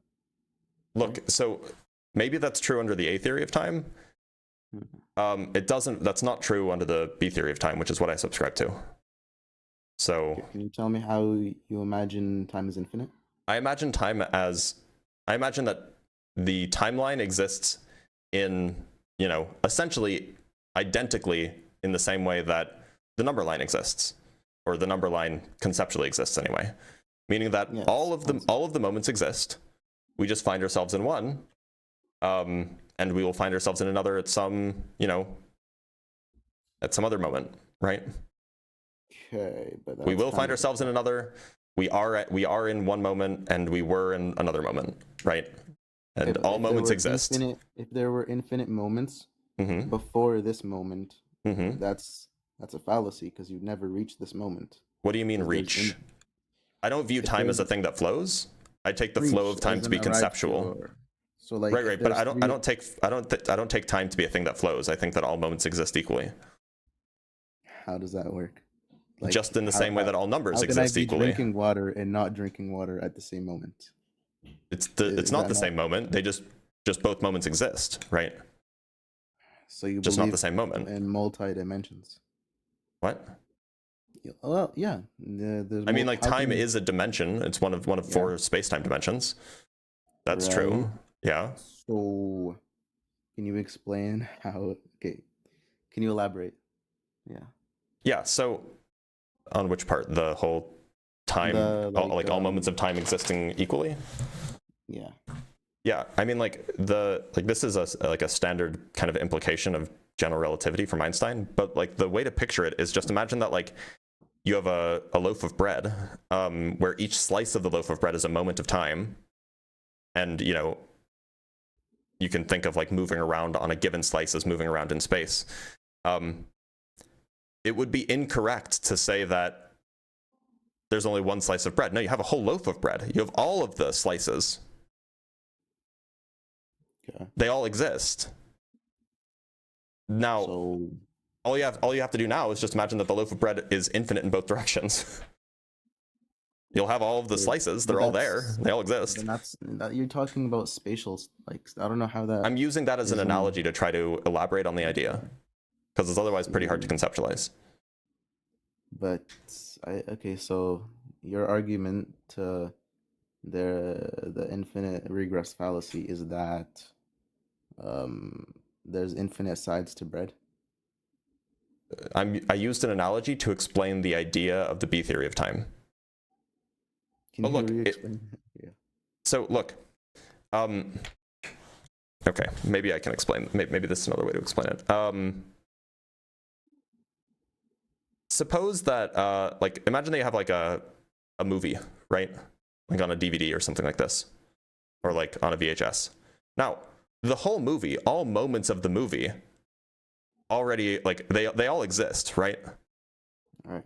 All that happens, and like you can jump around by like fast forwarding or rewinding or pausing. But if you fast forward, it doesn't mean that the earlier parts of the movie don't exist anymore, just because you're past them, right? Mhm.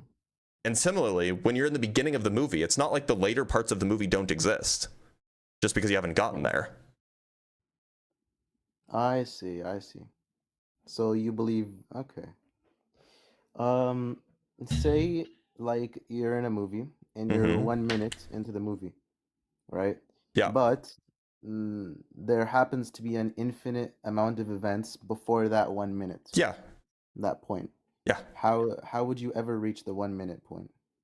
What do you mean by reach? You could just go to the chapter. No, because You know, you could go to the chapter. You could just go to the chapter display on an old DVD menu, and you could just select, I want that particular moment. You could just go there. Okay. So If you want, like, if you want to watch that part of the movie, you can just go to that part of the movie. System. Yeah. You're in a system Mm-hmm. where time, just like time has what? How do I explain this? Okay.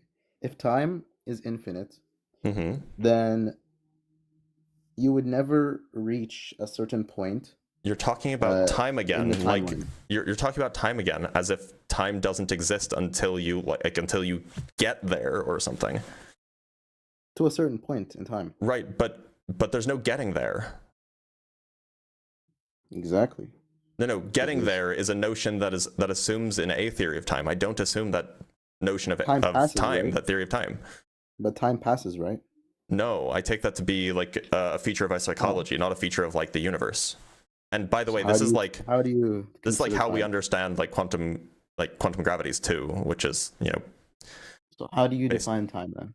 I If it define doesn't- I define time as a dimension of our four-dimensional space-time. Okay. And can you just like elaborate? Because I'm not sure. So that. time passes in the same way that space passes. Right? And you can move through space, you can move through time. Okay. So how do you move through time exactly? The easiest way, the fastest way to do it is to not move through space. So just stay still. Yeah. The slowest And way to move through time will time, just stop. the slowest way to move through time is to travel as fast as you possibly can Relativity. through space. Yeah. Okay.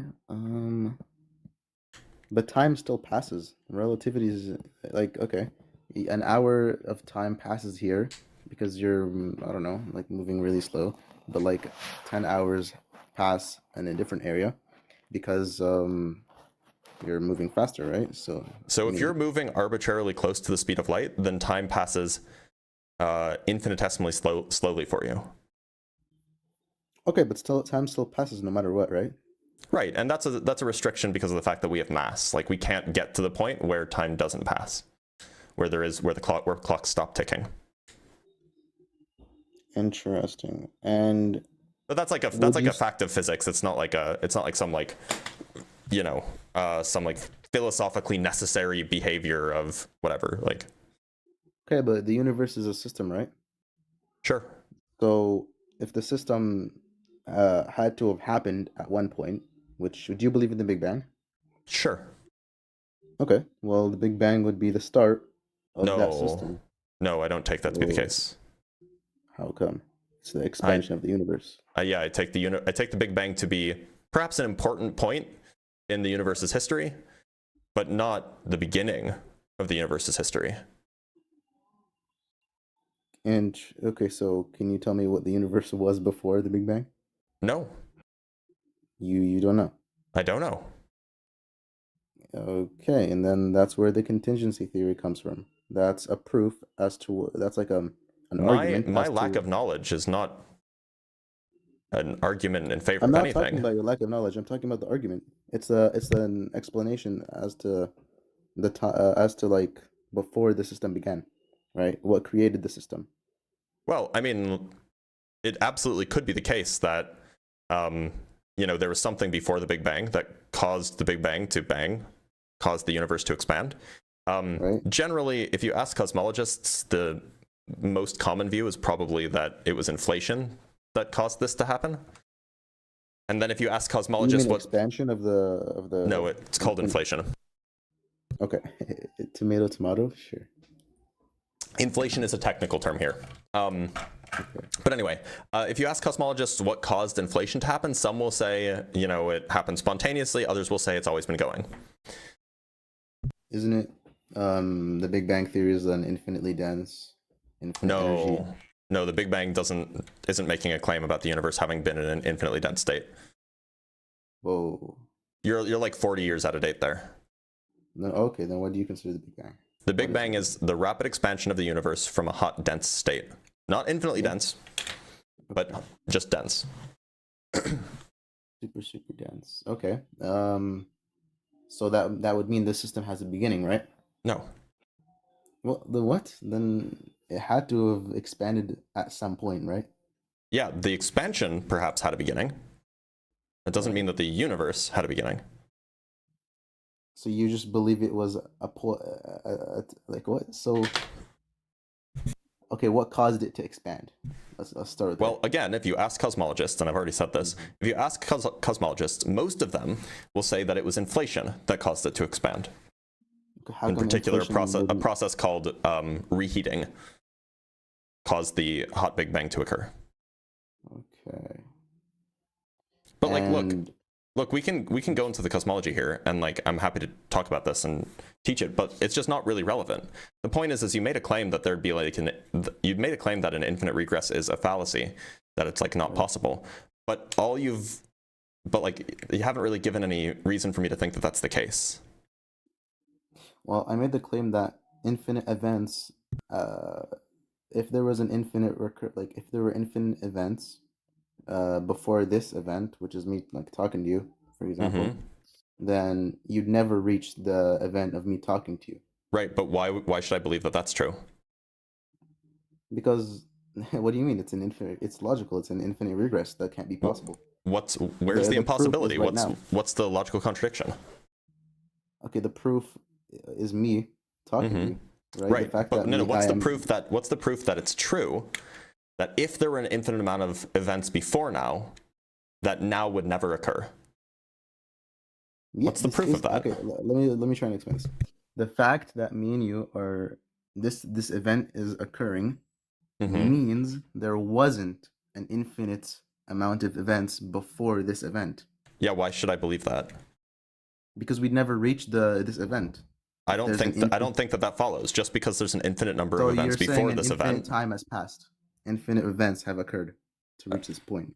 There would be an infinite the cardinality. Can you define to me what infinity means? Yeah, that there's more than any finite number.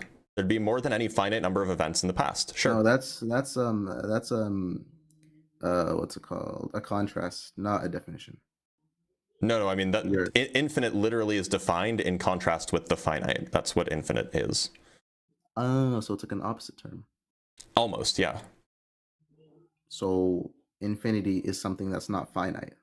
It's something that it's not strictly just not finite, it's larger than finite. Larger than finite? Yeah, because I mean blue is not finite, because finite refers to numbers and stuff, and blue's not a number. Infinity is a mathematical concept that refers to something that refers to a similar idea as finite, but is different from it in a very specific way. Okay, larger than finite. Yeah. So would you say that a larger than finite amount of events occurred before we got to this event? Yeah. At least that's well. Okay, let me clarify. At least that's possible. I'm not set on that view. If the data comes out otherwise, if we do more science and we find out, oh no, actually there is a finite number of events, then fine. But that at least seems possible. Well, yeah, the events eventually lead up to the inflation, right? Well, I mean, look, what I'm saying is that like I'm not committed to there must have been an infinite number of events prior to this one. What I'm saying is that shouldn't be ruled out as an impossibility. How come? You haven't given me a reason to rule it out. Yeah, I just did. It's impossible to reach an event if there's infinite events before that. If I thought why should I believe that? because what do you mean? It's an impossibility. It's a fallacy. You keep saying it's an impossibility. What's the contradiction? The contradiction is that to reach this event, you would have to cross infinite events. Yes. Yeah, that's a contradiction. What's the contradiction? Okay, I think you're not. A contradiction is when I am simultaneously asserting or believing a proposition P and the negation of that proposition P, not P. Right. Right. If I believed that I was both married and a bachelor, where a bachelor means unmarried, then I would be believing a contradiction. Yeah, exactly. But so that's not what's happening here. If there are infinite events to reach an event, is that not a contradiction? No. Or at least what's the contradiction? The contradiction is that you reached a certain point, a finite point. A finite you reach well. You can count all events are finite, right? You can count a finite amount of events before this. Why would I be able to count a finite number of events before this? Okay, I'm gonna explain. Yeah. Because if there was an infinite amount of events, you'd never ever reach this finite event. If only I had thought of that. If only I had just considered. What if you just repeated what you've been saying this whole time? Like, I'm asking why I should believe that's true. Why should I believe it's true that if there's an infinite number of events before this one, that you couldn't get to this one? Okay, because infinity and a finite point are contradictory. Infinity and a finite point. What's the contradiction? What's the P and not P that I'm believing? What's the proposition that I think is true and the proposition I also think is false? Okay, let me give you a proposition because you want it so bad. Let's see.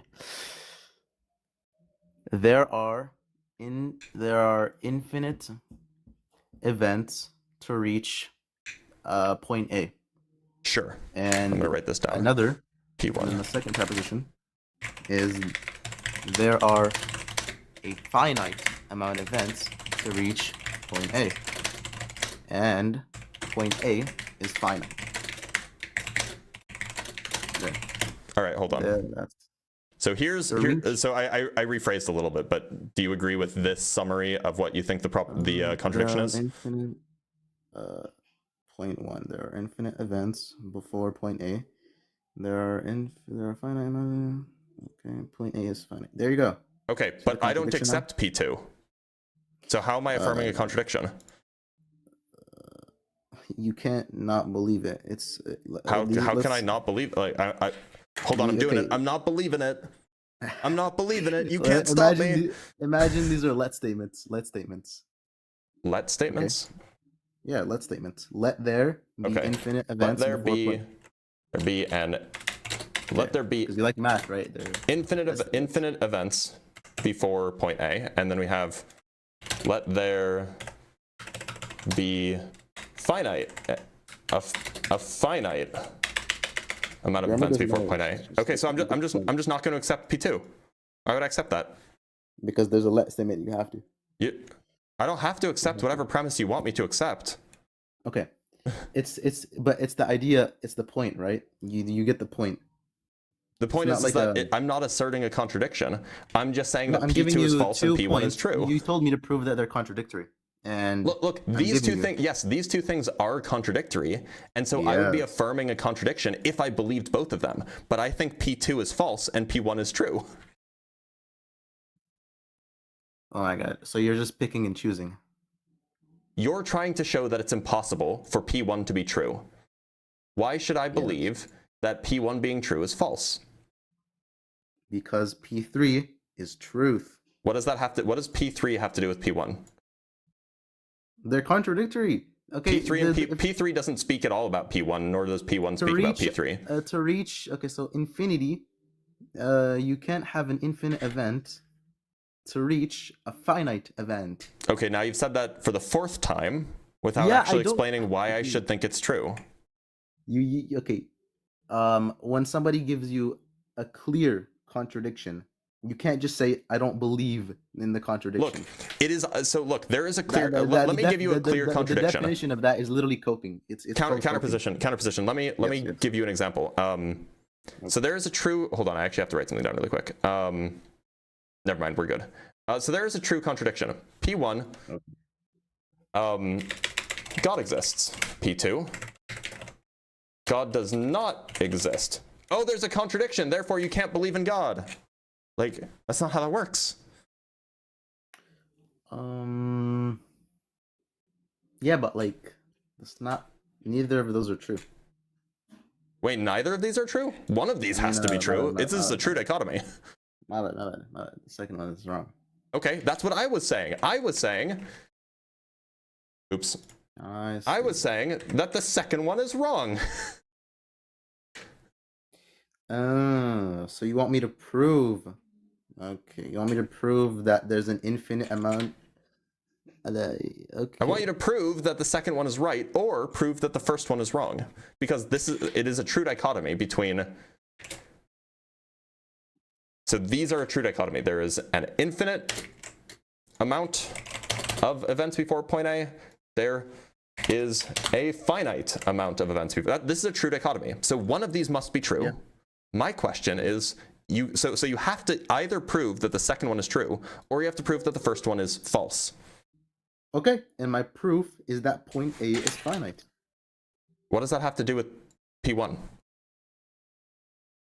It would prove it's wrong because you can't reach. By the way, can you explain what it means for a point or for like an event to be finite? Because maybe you're just using it in a way that I'm not familiar. Finite is like a point that like can be kind of. Okay, it's hard to explain, but like I think you know what it means. Can you tell me? No, I actually don't really know what you mean by a point being finite.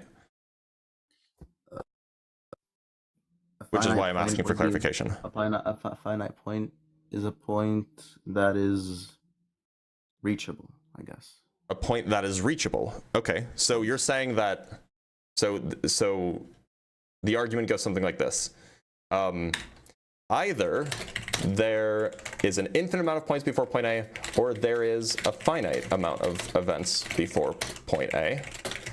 And then you're saying P2, point A is reachable. That's what you mean by finite, right? Yes. Okay, so then what's the valid conclusion here? The conclusion is that there's the first option is false. Can't be. It doesn't follow. It like these two, like this proposition is unrelated to this proposition. Whether there's an infinite amount of points infinite amount of events before point A or not, you haven't yet demonstrated that point A being reachable has anything to do with how many events are before point A. That's the thing in question. That's what you have to show. You have to show that because it's reachable, there can't be an infinite number of points before. Okay, I think I get it. That's hard to prove. It is. It is. Likely because it's false. Well, absence of... Okay, do you know the proof of absence is not absence of proof? Yes, absolutely. Yeah. However, if it is the case that your claim is false, then it will be impossible to prove, right? Huh? Like, if you're wrong, then of course you're not going to be able to prove that you're right, because you're not. And so, just from the conversations I've had, I've spoken with a lot of people who have all tried to make this effort. None of them have succeeded, which gives me good reason to think that they're probably wrong. Also, there's like arguments to the contrary. For example, you could just make the argument that like this statement is nonsense. It's a category error. And then you wouldn't be able to use any sort of argument to connect point A being reachable to the number of events before point A, because point A being reachable is not a true statement. it would be a category error, which is the way that I would typically go if I was making an argument for the B theory of time. But look, it sounds like that there's probably some metaphysics for you to unpack, especially about the theory of time, perhaps. So maybe come back, go read about B theory of time, and come back and we can talk about it later. Is there anything else you want to talk about before I let you go? I actually have one more question. Yeah, sure. If per se that somebody did come up with like a proof that the A's point is a reachable point, would you then believe that God exists? If you could show that the past is finite, no, I still wouldn't believe that God exists. What? There would need to, what? Then how would it happen? Oh, well, because again, I take the B theory of time, and under the B theory of time, there's not an issue with needing like an event to like cause some future event. Like all of the events already exist. So the universe, like the whole four-dimensional space-time, it just exists. Whether or not that whole four-dimensional space-time exists, it is independent of whether or not there is a first moment of time. In the system, right? It exists in the system, right? No, I wouldn't. I don't know The if you can put it universe as a is like by definition a system. What? that's debatable. What is a universe? It might be the conjunction or the union of all systems. The question is whether or not that's a system, because look, there's some technical issues with calling it a system, because then it's not clear. Then like there are certain things that should be true about the universe that like we don't really have reason to think are true. Well, if we call the universe definition of a system of a universe, the universe. A four-dimensional space-time with stuff in it, perhaps. Maybe it doesn't even need stuff in it. Maybe it doesn't even need time, actually. Would you say that I would say the universe is everything that exists physically, whatever that means. Yeah, everything that exists or it is the sum total of everything that exists physically. Fine with that definition. Would you say that everything that exists would need something to start it? Not necessarily, no. Okay, it's like if you did believe in the finite thingy, right? In the hypothetical that we made, yeah. Would you then believe that there's a starting point, something? There would be a first moment, but that doesn't then follow that there was like some temporal cause for that first moment. Before the first moment, there is no before the first moment. It's not even a sensible idea. Something had to start the first moment, right? There's by definition there is like it doesn't even make sense to talk about before the first moment, right? How come? Because if you're talking about before, we're jumping into metaphysics, right? If it's the first moment, there is no before. There's no moments before that. In the system. We're talking about the first moment, and I imagine you think that time is part of the universe, right? The 4D thingy, right? The 4D. Yeah. So the 4D thingy doesn't exist in a temporal sense, right? Right. It's not like there's not a before the 4D thingy. Time exists within the 4D thingy. Relative to compare it to. There's no time. Like time is not external to the 4D thing. Time is internal to the 4D thing. Okay, so there's no time, but there's an event timeline. Not like a timeline, but that's what time is. There's no event sequence. An event sequence. There's time no is sequence. Like, you can measure time. You can measure time. You can't measure an event sequence. Okay. Sure, you can. You can say that. Look, if you take time to just be a way of sequencing events, then that means that it sounds like you're telling me that there's a sequence of events before time, which is a contradiction. No, time is different from. Okay, there are two contrasting things. Time is like you said, a four-dimensional thingy, but a sequence of events. Well, it's a dimension in the four-dimensional thingy. So I said that time I said that time can be understood as a way of sequencing events. It's a particular way of sequencing events. How? I mean, you mean okay, but like that's everything inside of time. Yeah, I take it that so you can have timeless states of affairs, but those timeless states of affairs can't do anything. What do you mean? They can't do anything. Doing things is a thing that happens in time. Okay, well, can you prove that?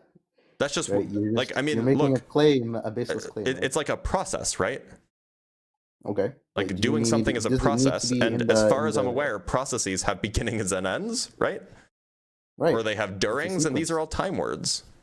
You don't need So you're saying because they use words that correlate with time, that they have to be you have to follow the rule of being like part of time. Well, what I'm saying is I don't know how to make sense of anything happening Metaphysics? if there is no time for it to be happening in. I don't know how to make sense of No, that. you can. It's a sequence of events. There doesn't But need if to so, be if you like, have a sequence of events, then you have an ordering of events, which we said that that's a thing that time is. no, that correlates. It's So part okay, of- so you're it's- suggesting it's that you it's can have part a of the sequence of description. events. You can have a sequence of events without time. So, but given that sequence, that means that there's a before and an after, right? There's a start and an end, not a before and an after. But Well, no, sure. I mean, like if you have a sequence of say 5 events, then the third Yeah. event is after the second event. Right. And what does it mean for one thing to be after another thing Okay, but that's when we're talking okay, so about you're events? Sure, yeah, but like that's in in a closed system. I'll use the word system because I don't know your definition. That's fine. You can use that system. Yeah, There's a technical notion that I was making. right. So time would the thing you're referring to would Mhm. be in a closed system. I'm talking outside of a system where it's just a sequence of So events. you're just right? saying that there is a way that you can have a sequence of events that. So can these events? So yeah, there's a way that you can have a sequence of events or a sequence of states of affairs absent time. Sure, yeah. How are you sequencing them? How are you distinguishing between these events? Like, what do you mean? Like, I mean, They're different events. what is determining the sequence? By counting 1, 2, 3, 4, 5. Okay, so Oh, how do they you? So come which after each event do you other. assign 1? Which event do you assign 2, etc.? The one that comes after the other. Okay, so the way that you are defining these things is in terms of a temporal sequence. Yeah, but it doesn't need to be in a finite. I mean, in a closed system for that to be true, because time, like The you said, universe is doesn't have to be a closed system, by the way. But secondly, that's interesting. I don't see how that gets you out of the issue that you're defining the sequence temporally. Okay, defining it temporally doesn't mean that it's in a closed system. I never said the closed system is unrelated here. You said No, that but- you can have a sequence of events outside of time, and then when I asked you how you constructed the sequence, you defined it temporally. But if you're outside of time, you can't define things temporally.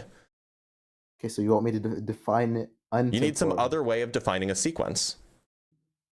Okay, but there's no other. There's no other way. That's exactly my issue. I don't think that you can have a sequence, like an isn't a ordered definition sequence with for like a it before doesn't and an mean that after. It's not possible, right? Okay, so you're just 'cause asking there isn't a me word, to an believe in a English thing word that for that it. is impossible for me to conceptualize. For me to Just make 'cause it any doesn't sense have an of. English word. It's not even the lack of an English word. It's a lack of like ability to conceptualize it. Like that would be like look, what you're telling me to do is you're telling me to go to the Okay, well, North if Pole. I can conceptualize it, then I think You're telling me to go to the North Pole and then keep going north. Like I don't know what that means. What does it mean to keep going north when I'm already at the North Pole? That's the most north I can go. then that's super hard to describe because there's no English. There's no Right, but in right. in this case, this is conceptually impossible to, or this is impossible to conceptualize because what you're asking me to do is impossible, and I'm saying that seems like what's happening here. You're asking me to imagine you're asking me to imagine a sequence of events without time, but while simultaneously telling me that sequence of events is ordered temporally. And that seems impossible. Okay, say it is ordered temporally. Then what becomes the issue? Then there's time. And so then then the first moment of time that we thought was the first moment of time isn't the first moment of time.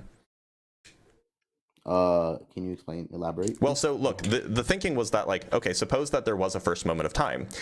And then you said that there would be a cause for it. And then we had this whole discussion about causes and like causes have to be in time, like all this stuff. They said, oh, well, you can just have like a sequence of events before that.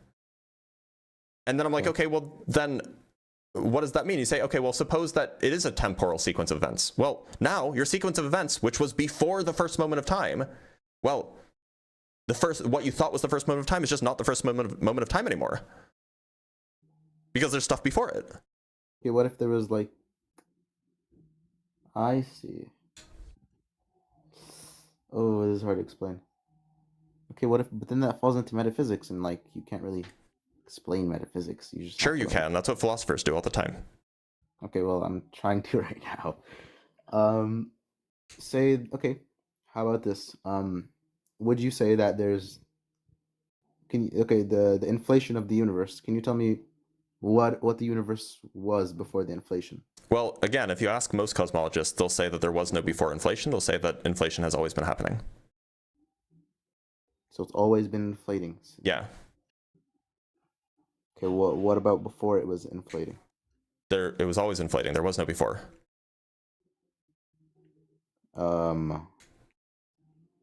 But remember, time is finite, so there has to be a start, right? You. So if there was a finite, if inflation had a beginning, because there are some people who think that inflation had a beginning, then it depends on who you ask what was before it. Some will say that there was like a spaceless, like Stephen Hawking and James Hartle would say that there was like a timeless, purely spatial state of affairs that geometrically gave rows. That's just false, because then if there was nothing, then it can't come. Who said that there was nothing? I didn't say that there was nothing.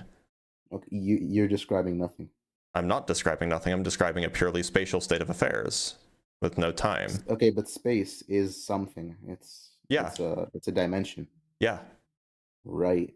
I didn't say there was nothing. I said what is before space? Nothing. Well, so if you're in a purely spatial state of affairs where there's no time, questions about before are category errors. That's like saying what's before the North Pole? Like that's a nonsense question. Okay. I mean, no, but like, okay, so before, so you're saying time, okay, this is, okay, I see. That's hard to describe. Okay, well then, what's the problem with there being a creator? If per se, time was finite and it had a start, what would be wrong? Well, if time is finite, then again, I'm not sure how you can have anything happen before, whatever that means, in the absence of time. So how could anything happen like a creator? How could a creator create anything if there's no time around to, allow that process to take place? I see. I'd have to like research that. But look, counterposition. We've been going at this for a while, so I'm going to let you go. But go back, research it, and feel free to come back and we can talk about it later, okay? Wait, when's your next live? Next week. Same day. Every Sunday? I mean, no, there's also one on Sunday. That's correct. I will be live on Sunday on the Unapologetic Show. All right. Thank you. All right. Take care.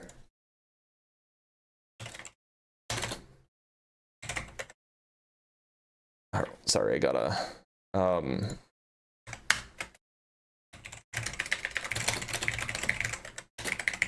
right. Let's bring up our next, or let's read some super chats, and we'll bring up our next guest. Ooh, lots of super chats. You guys are so generous.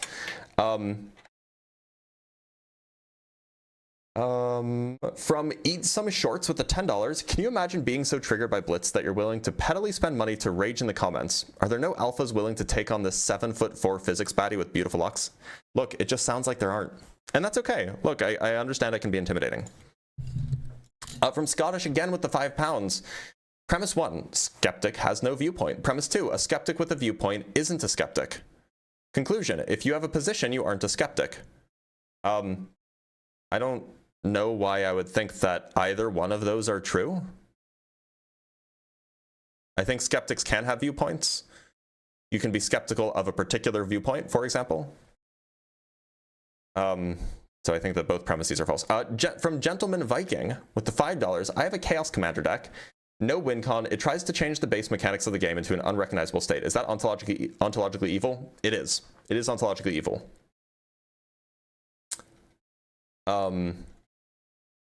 From Vicinal Elk with the $5, do you play Standard or Commander or what? My favorite deck is a Maronar Commander deck. Yeah, I play Commander only. With a bunch of rat colonies and other nasty stuff. Ew. From Scottish again with the £10. Atheism is delusional nihilism. I'm here, a consistent atheist, nihilist. Philosophically, you assert meaning from a meaningless viewpoint. To have meaning, you need a creator. I didn't really understand what you were saying. I don't assert that there is meaning intrinsically in the universe. I assert that we as subjects can produce subjective meaning.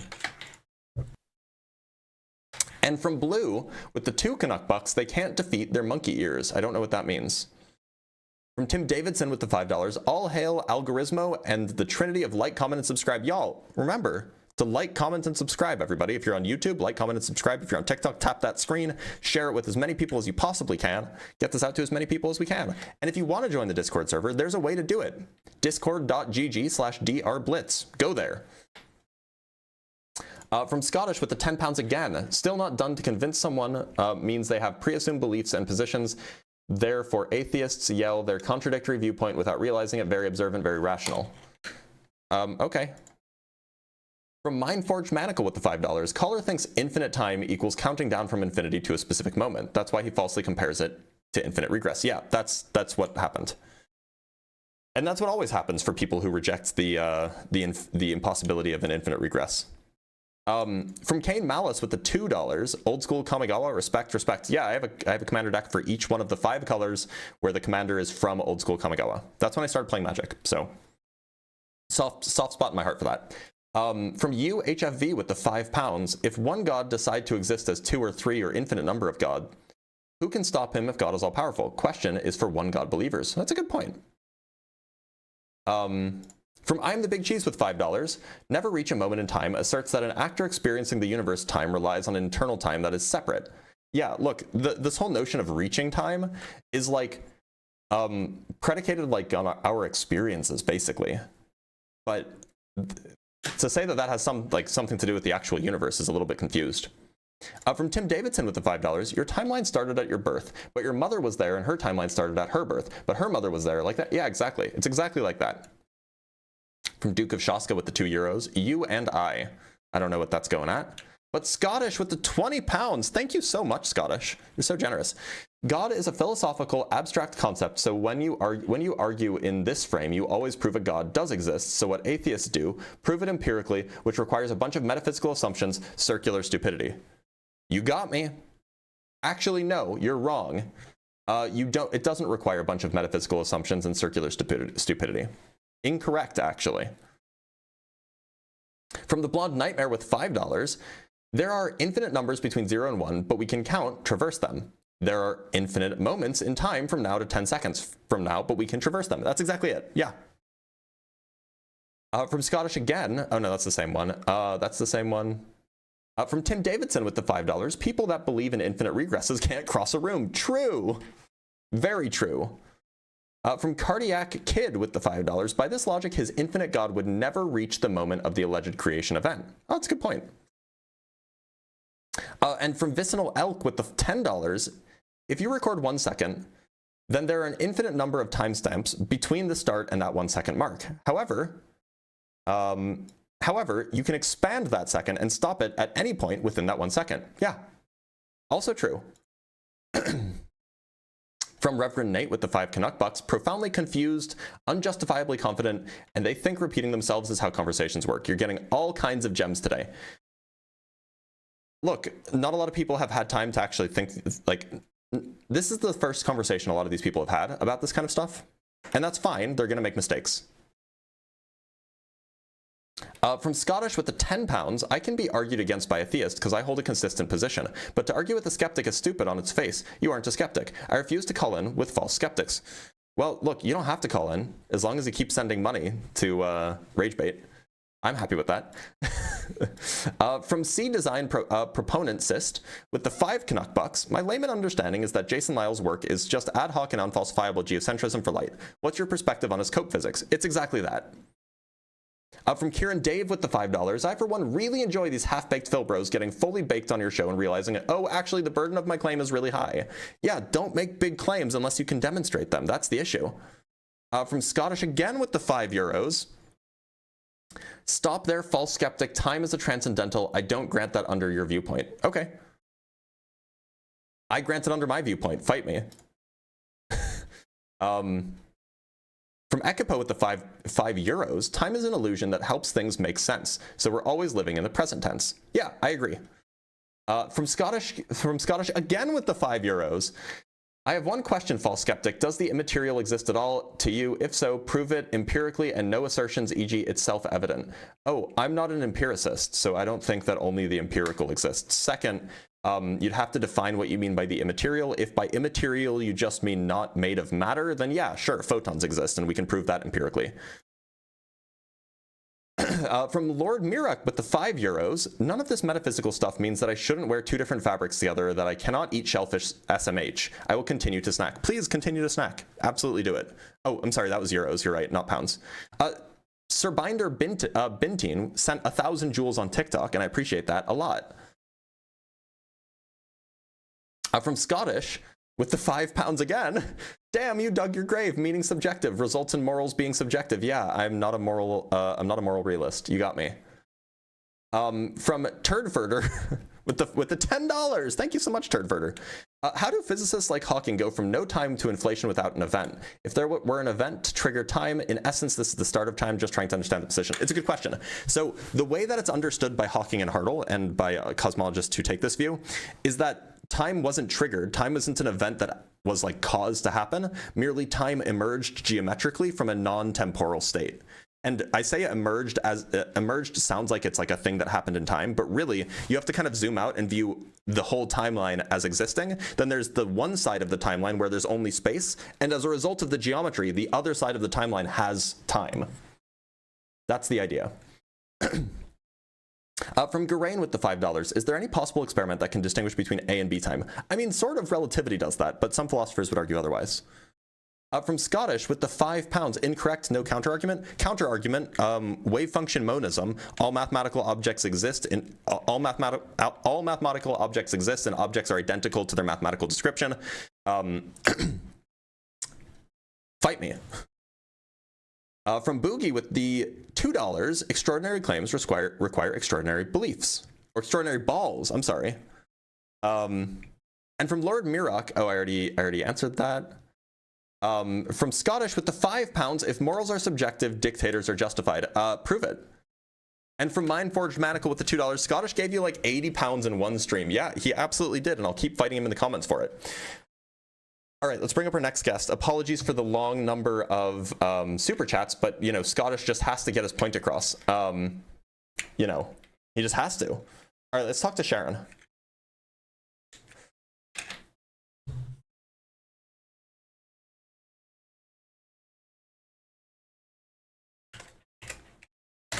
Sorry, that was 10 minutes of super chats, y'all. Hello? Sorry, that was 10 minutes of super chats, y'all. Oh, Sharon. Oh, Sharon. I gotta... Oh, it's so much better. Okay, I don't know. That was really, really loud. Sharon, do you believe a God exists? Yes, I do. Okay, and which one would that be?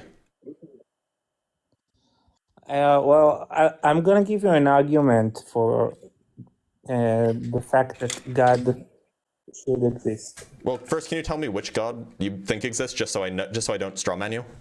What do you mean by which God?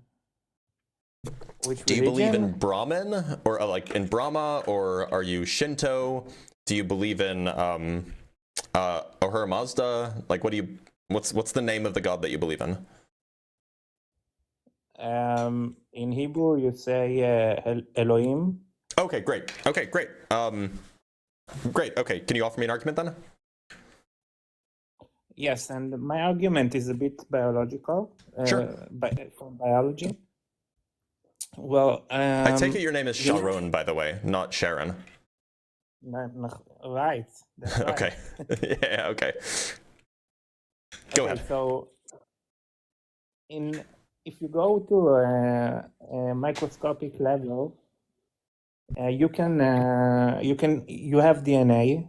DNA comprised of 4 bases, and these bases they produce a messenger RNA. That the messenger RNA produces protein. That the protein has to fold in some sort of complex dimensional way for it to work, and that's very, very complicated thing to do. Yeah, protein folding is a complicated process. I agree.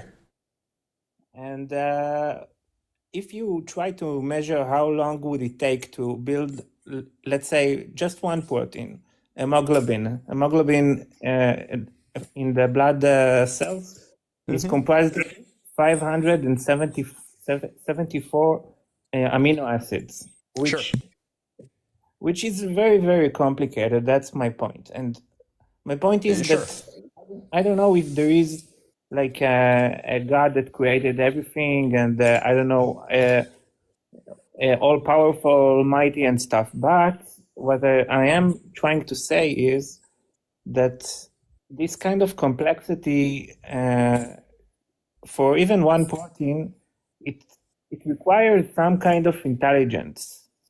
I don't know if it's God, but it requires some kind of intelligence. Why would I think that hemoglobin as a protein didn't just evolve from simpler things or from other things? Well, it could, but let's try to calculate mathematically how long would it take to just create one protein that is 574, built of 574 amino acids, which amino acids, I don't know if the crowd and you know, there are 20 amino acids. So there has to be, if you try to calculate the odds of that, it will be, I don't know the number, but infinite was thrown here a lot of times. Maybe infinite amount of time. But it's not evolving. It's not. The evolution of hemoglobin is not just you take a bunch of random atoms, you put them in a bag and you shake it up, and then you just count how many times you have to shake it in order to get hemoglobin. It evolved from a different molecule. So like the odds are not like extraordinarily low. In fact, like apparently there's a pretty good story about how hemoglobin evolved. Apparently, there was a separation event, or a separation event that occurred after lampreys diverged from jawed vertebrates between myoglobin and hemoglobin, allowing for different functions between the two different molecules to develop. Myoglobin has more to do with oxygen storage, while hemoglobin is tasked with oxygen transport. So like there is like at least, like I'm not a biologist, right? But like there is at least a story that biologists say, as far that I imagine that they probably have pretty good reason to believe, about the evolution of hemoglobin from simpler things. It definitely did evolve from simpler things.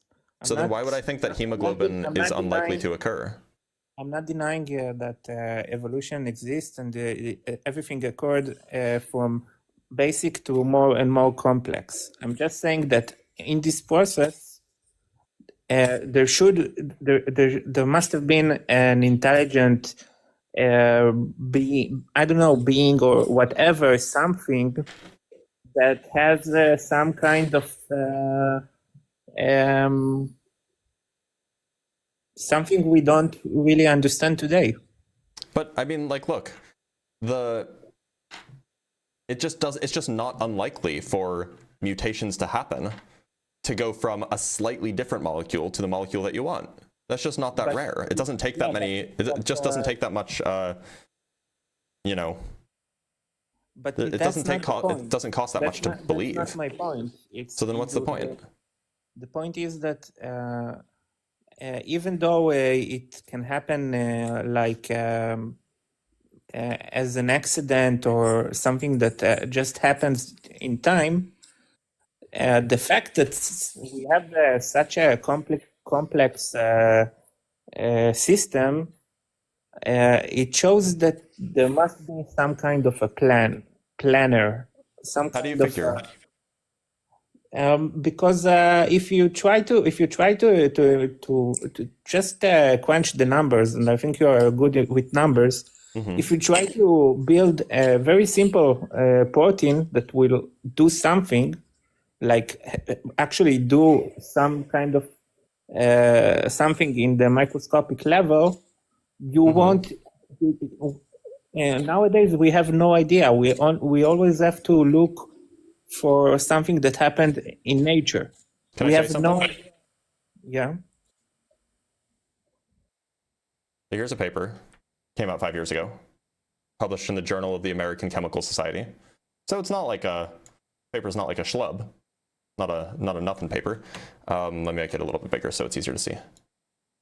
And I mean, like this has it, like their proposed mechanism hasn't been proven, but they're providing an explanation by which you could have the spontaneous emergence of self-replicating molecules containing nucleobases and amino acids in like a natural, non-biological way. Like they're giving an account. Now, this isn't proof that this is the account that did happen, but it's at least like possible that this is a thing that can happen naturally, just going from producing self-replicating stuff from nothing, or from pure chemistry. I agree with you. There is no denying that it happened naturally, and it just I don't know. Maybe it happened in a meteorite that came to Earth, but it happened naturally. Nothing really started it. Okay, but I'm just saying that something is happening that we don't completely understand in biology, like the amount of it's like saying a computer can be built just like that. No. What's the part that we don't understand though? Like the evolutionary process gets us from less complex to more complex. That evolutionary process is triggered by mutations, whether it's accidental duplications, whether it's transpositions, whether it's like breaking up and like cuts and remergers. Those, like, there are various mechanisms to trigger the evolutionary process, and then selection events pick out which modifications are most beneficial. So the actual change of structure over time is well understood, and there's a lot of good research on like how life started in the first place. So like what's the thing that we're not understanding? You're a scientist, right? Yeah. So you know that if in order to investigate and research something, you need to have some kind of question and some way to research it. Yeah. But some things science just cannot really question. Like there is no question like how everything started, because we can't really. That's a totally valid question. Why is that not a good question? It's a good question, but how would you research it? There is no tool. Well, if you're talking about life, then like chemists would like try to, they would be like, okay, well, where did life come from? They would form a hypothesis, and then they would go test it in a laboratory and see if their hypothesis, like they would say, okay, well, life happened because these chemicals were with these chemicals, and then something happened, and then they would go reproduce those conditions and see if it worked. That would be a way to test a hypothesis of how life happened. There are other, like if you're talking about how the universe happened, well, that's probably a little bit trickier, but like we can, for example, go see, was the Big Bang the beginning or not? And we can test that using things like gravitational wave detectors. I mean, these are scientific questions. It's just like you said when somebody asked you, but what happened before the Big Bang? And you said, I don't know. Well, yeah, sometimes in science we just don't know, because we can't really research what we want. Look, me not knowing doesn't mean that it's impossible to know, right? I'm saying I don't know because we currently don't have the data. I'm not convinced one way or the other yet. Exactly. It means that we don't have a way right now to research it. Yeah. Well, no. Hold on. We have ways to research it. We just don't have the answer. Like there are people who are actively working on it.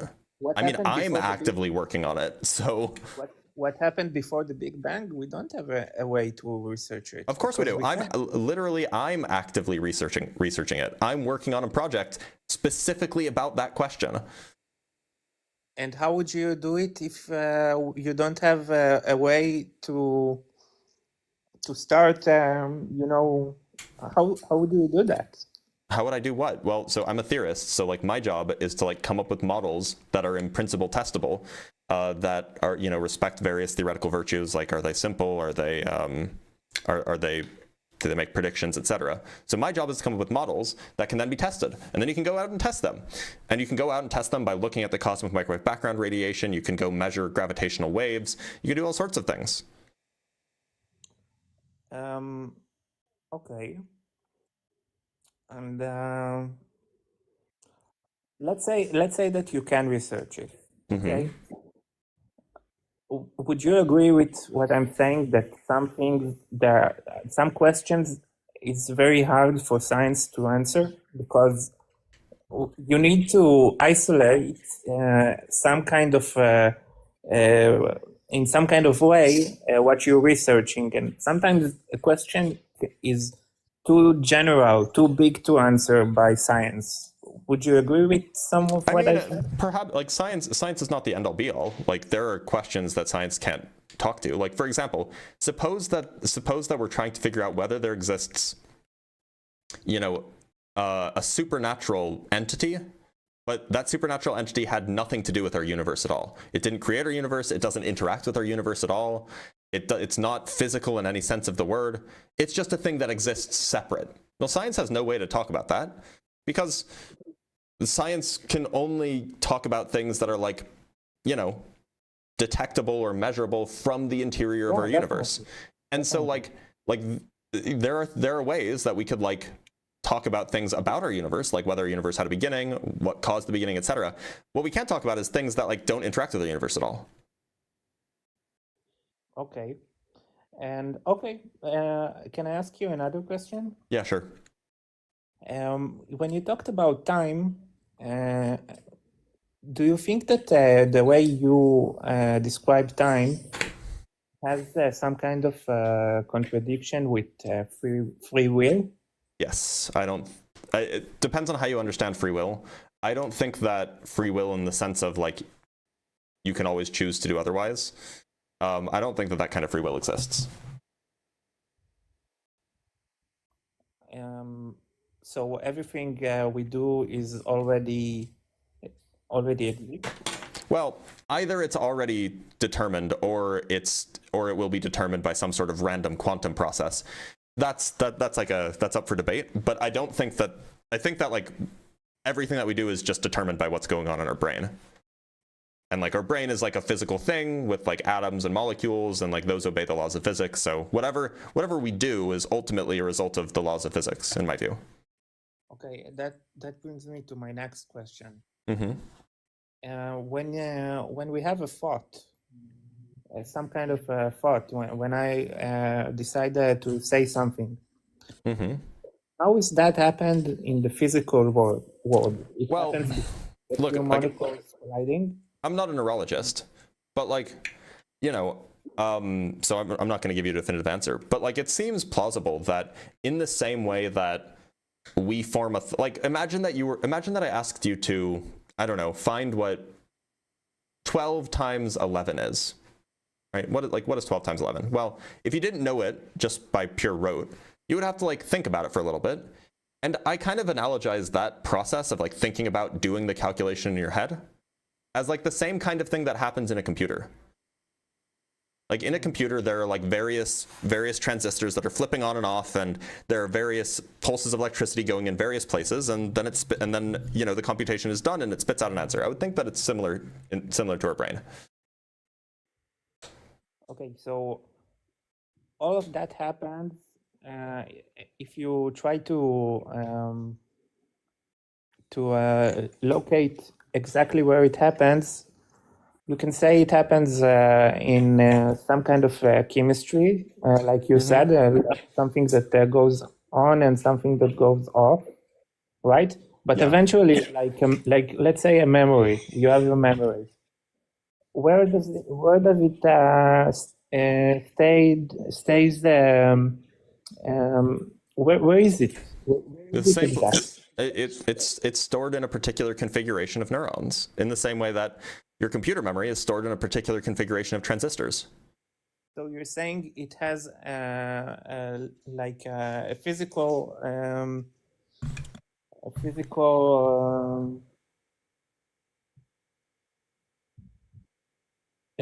place. Yeah, or at least like it might be spread out.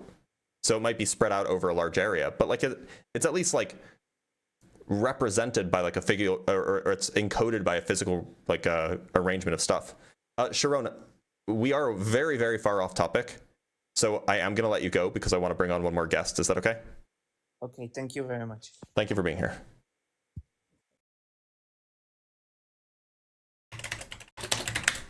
All right, let's read some super chats and we'll bring up our next guest. From Duke of Shaska with the €5. Thank you so much, Duke. To Scottish, you're wrong because time is coincidental according to the Hasegawa-Walter dissonance limit. I have no idea what that is. Hasegawa-Walter dissonance limit.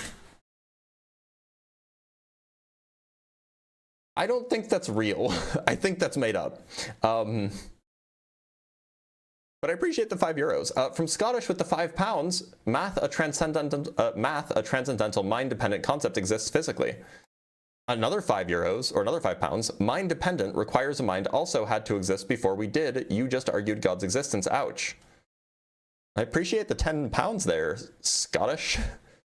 From Jeffrey Ryan with the $2, all hail lamp. All hail lamp indeed. That's why there's a lamp, you know, down there and over there.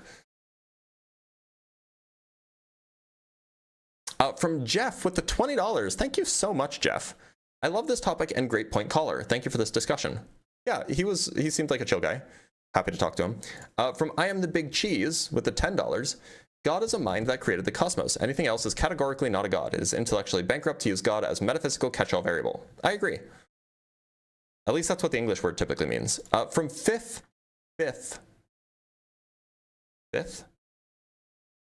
Aviank with the $5. 574 isn't even that big a number. Scottish sent $574 today alone.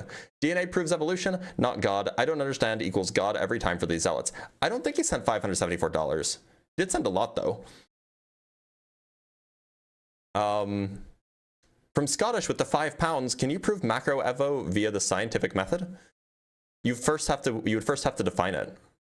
Like define the distinction between macroevolution and microevolution. From Blue by 4MJ with the 5 Canuck bucks, monkeys' ears are matching to humans, evolution proof. There you go. You heard it here first. Oh no, I doxed myself.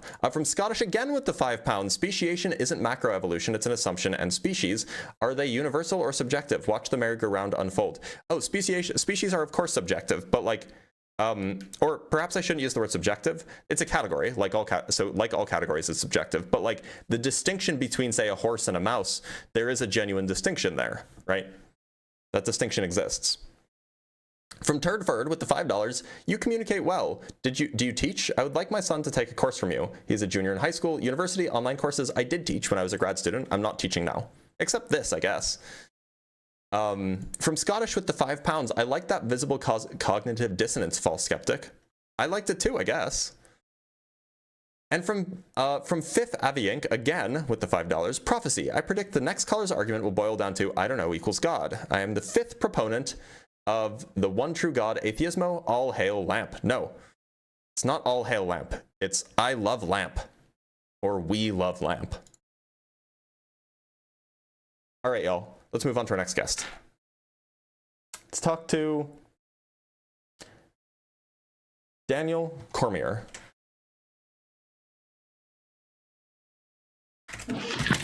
Daniel, how's it going? How's it going, Blitz? You have some serious background noise, Daniel. Are you able to get to a quieter space? Yeah, I do apologize. I'm actually at work. How's this? Is it a little better for you? Yeah. So, Daniel, do you believe in a God? Oh, he left. All right. Let's talk to Tubu.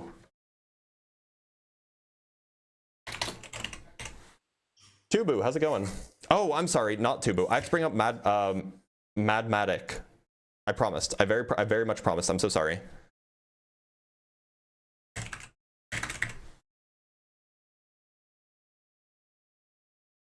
Madmatic, come on. I know I kept you waiting for a while, but don't let me down now.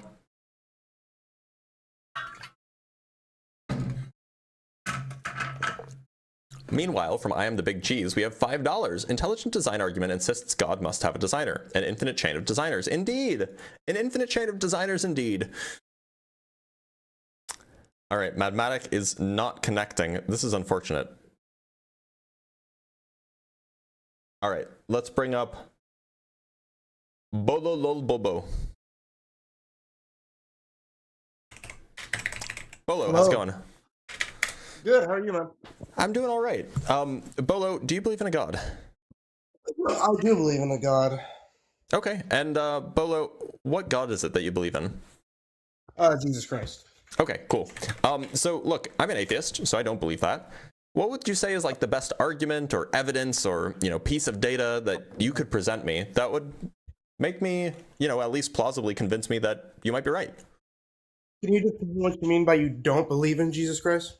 Yeah, I don't think that he was the Messiah. I don't think that he Okay, was but you God's believe he son. exists. Yeah, sure. Okay, so we agree on his existence. Yeah. Okay.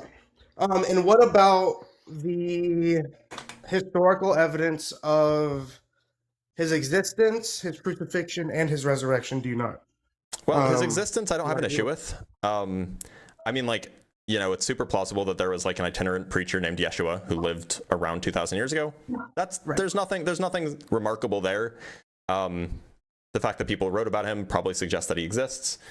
I would even believe that he was crucified. Like, that's a thing that Romans did. As far as I know, Romans did that during this time period. So it's at least plausible that he was crucified. I don't really have a good reason to think that he rose from the dead, because that's not really a thing that usually happens. In fact, I'm not sure if that's ever happened. So you'd have to give me a good reason to think that that happened, like a really good reason, right? Why is it that this historical evidence that they do provide within the Gospels you choose to reject, but other historical evidence you're okay with? Well, look, the question is, how do I want to phrase this? The question is, what are the priors? So do you know what priors are? What happened before? No, so it's a way of thinking about like how much you believe something is true. Okay. So like we talk about the language of like credence. So if you have like 90% credence, then you're like 90% sure you're right.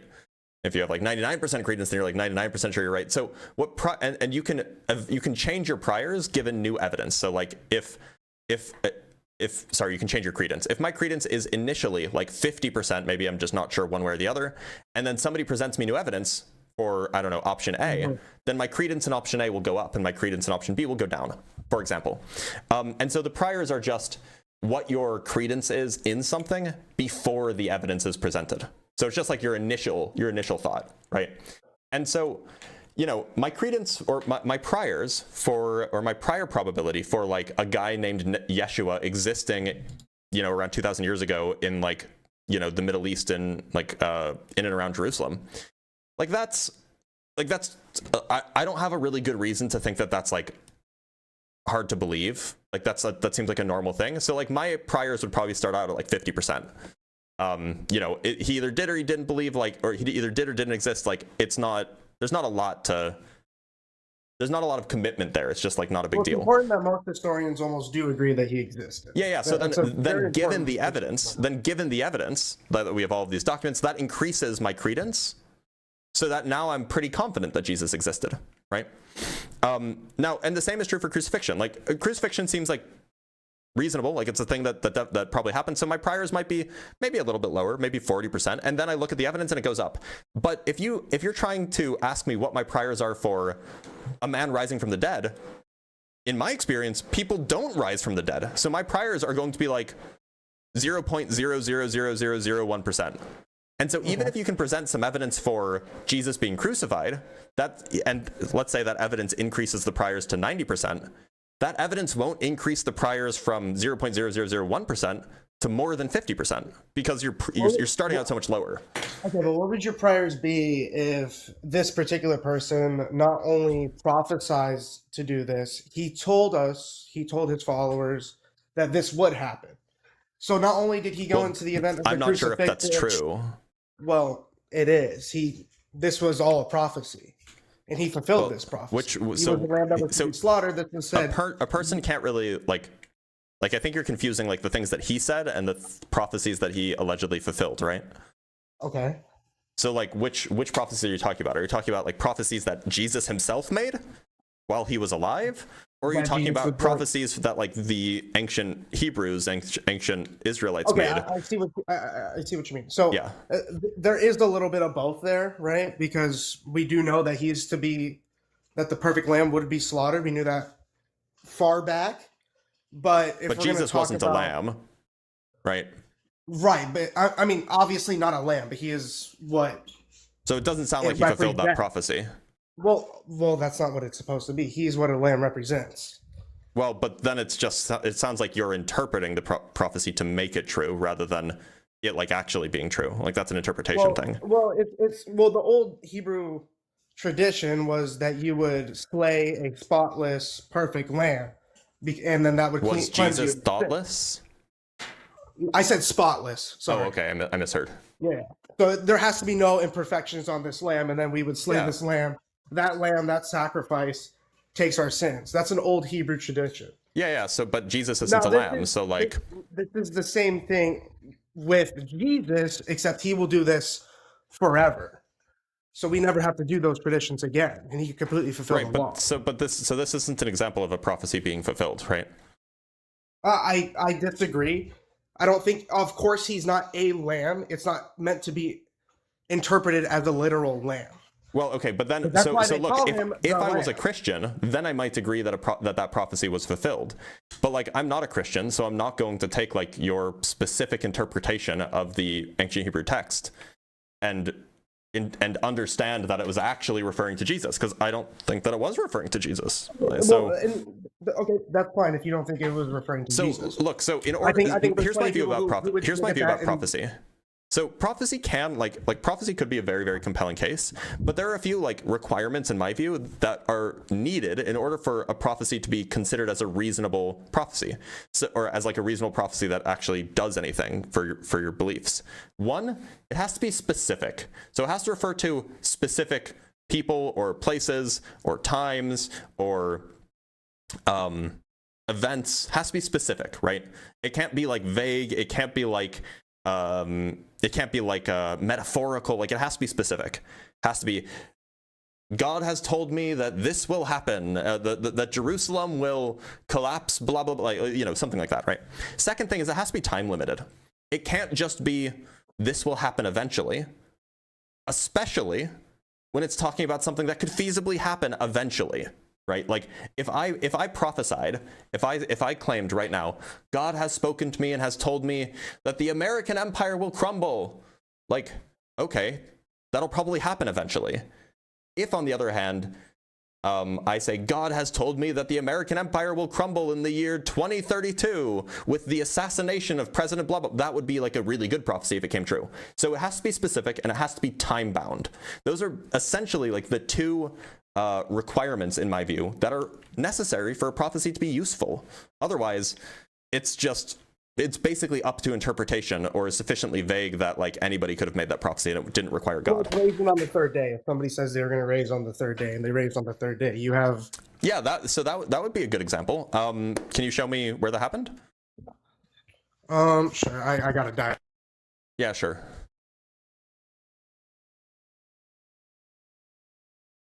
By the way, I can't hear you when the app is minimized, but... Oh, sorry. My bad. That's what I got to do to get there, though. No, that's fine. Just take your time. I'm just letting you know I can't hear you.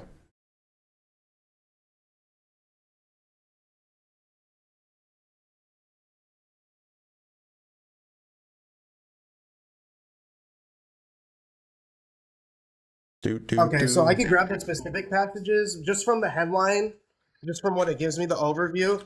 The headline is that he predicted his betrayal, his resurrection, and he'd raise on the third day. I can go grab those specifically. Yeah, and please, I can pull those. please grab the verses where it says something about he will raise on the third day.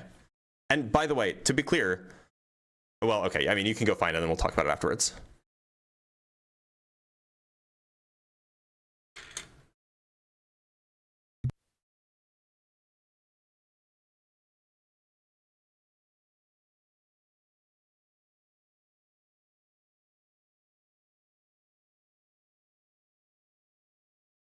Do.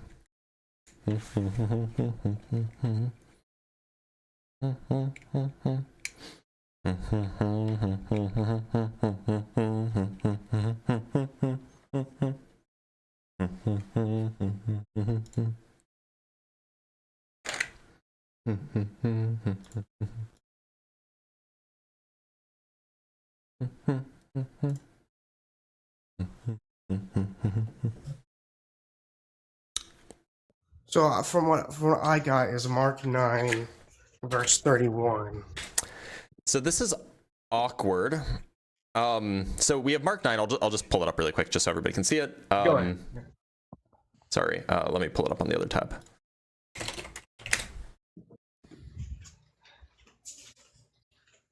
Oh, I should have you here. Okay, there we go.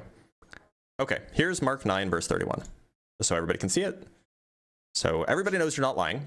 It says, because he was teaching his disciples, he said to them, the Son of Man is going to be delivered into the hands of men. They will kill him, and after 3 days he will rise. Right, so it does say that. Here's the issue. It doesn't say this before it happened, right? So Mark was written at least 30 years, 40 years after Jesus was killed, Well, presumably. that's our first known account, right? That we No, I mean, like scholars okay. agree that like Mark was written 30 or 40 years after Jesus died, and that's Okay. like on the I'll early side. concede to that. I'll But like concede to that. surely Mark was written after Jesus died, right? Because it talks about Jesus resurrecting, so it must have been written after Right. Jesus died. Okay, do you think? and That demeans it in your point of view. No, the issue is that it just wasn't written down. The prophecy wasn't written down before the event happened, right? Not before the event happened, but this is what eyewitness testimonies say that he was telling him before he died. Right, but that's the thing in question. I mean, like, look, if the text is, I mean, like, look, the Bible also says that, you know, Jesus resurrected. I don't think that that's true. So why would I believe that this particular verse is like an accurate rendering of what Jesus said? I mean, you don't have to. I don't think that it demeans it in any way if it's in that same exact time period of his death and the people that saw him and they No, write down these. The issue is that I don't think that Jesus demeans it actually at all. I don't think Jesus actually said this. Well, okay. I mean, that's Like- what the like people that the saw whole- him, the people whole that knew point- him, that he said. So, I mean, for Well, you, right. okay. That's Here's what the problem, right? that's So what here's the problem. gospel writers said he said. But the gospel Well, writers were okay. trying to convince us that he was fulfilling a prophecy. So of course they're going to write, oh yeah, he prophesied he died, and then he prophesied he would die and then be resurrected, and then he did. Like, of course Okay, that's what here's they the would write. problem. They Here's have the an problem. interest. You don't know Jesus, right? I don't know. I Jesus. not personally know.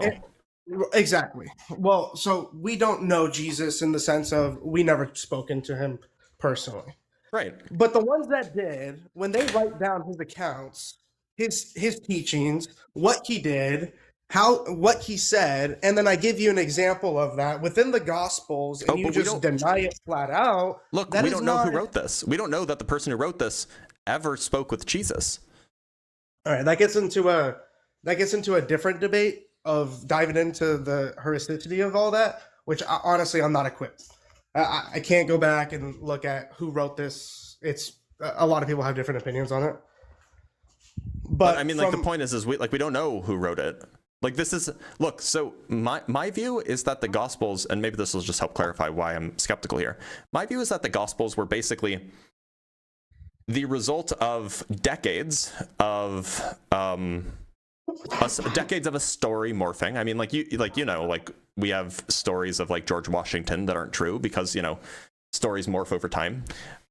I figure that Jesus was crucified somewhere around 30 AD, something like this. And he had followers. He was a preacher. He had followers. And as before a result, he lived sinless life. Yeah. He lived his life, and he preached for a few years before he died. And he had followers, and then those followers were very distraught, and some of those followers started telling the things that Jesus did. He was telling about all of the great things that Jesus did, and over time, those stories got more and more embellished to the point where Jesus became a divine figure that was, you know, predicting his own resurrection, etc. That's what I figure happened. That originally the original disciples weren't claiming this, and that rather this is just a story that morphed. Maybe some of the disciples claimed that he resurrected. Maybe they're like, oh, I saw him in a vision. I was sobbing after he was crucified, and I saw him in a vision, and that story morphed to I saw him physically appear in front of me. Okay, the problem with this argument in particular is this is your interpretation of everything. This is what you believe happened. It and you're seems making more up your own likely. theories here. Right, And it you're seems making up more your own likely theories here. than the alternative. I don't think so, especially when you consider the context of the Bible and when you consider that the apostles went to death for this, when you To be consider clear, that's a common misconception. We don't really have any historical evidence that any Right, more than I- one, well- maybe two, well, there's a- actually went to their death for this. right there's a few. I think it is widely embellished that they all went to their death. I think In it was fact, only, we don't actually have any evidence that any of them went to their death because they refused to recant about the resurrection. We don't Well, have I any think evidence there's of that. evidence. I don't believe it's the strongest though. I think that's more of a recent thing that's come out. But I think it's just important to look at this, that this is your interpretation of it, and you're just denying the historical evidence itself. Well, look. So the question was about credence, right? Like, what are the options here? And what probability do I assign them of being correct? And so I know for a fact that historical people often have their lives exaggerated after their death, especially if they were important people, if they were, impactful, if they had followers and so on. No, We know but that this is a real thing that exaggerated happens, isn't right? the same as being God. There's a difference, Sure right? it is. Because, Sure it is. Because if you're talking You know about that this happened and then you're historically, talking right? about God. That is beyond. You know that this happened historically, right? Like there are other examples of this. Of what? Of like people thinking that some guy rose from the dead and was going to lead them to victory or whatever, or lead them to enlightenment, or lead them to heaven. Like Yeah, there and how are far other did it examples of go? this. And how far did it go? There was literally a war as a result of it. Right. Where is it today? Oh well, How I mean, far did it go? they lost, so Okay, so it didn't go far. I mean, that's irrelevant. The success is not relevant to whether or not people believed it was true. I disagree. I completely disagree. So when Islam is more popular than Christianity, which it will be in 30 to 50 years, you'll be like, oh, Islam is more correct than Christianity? No, I wouldn't. I just think objectively. So then the popularity or the success has nothing to do with its truth. I wouldn't say it has.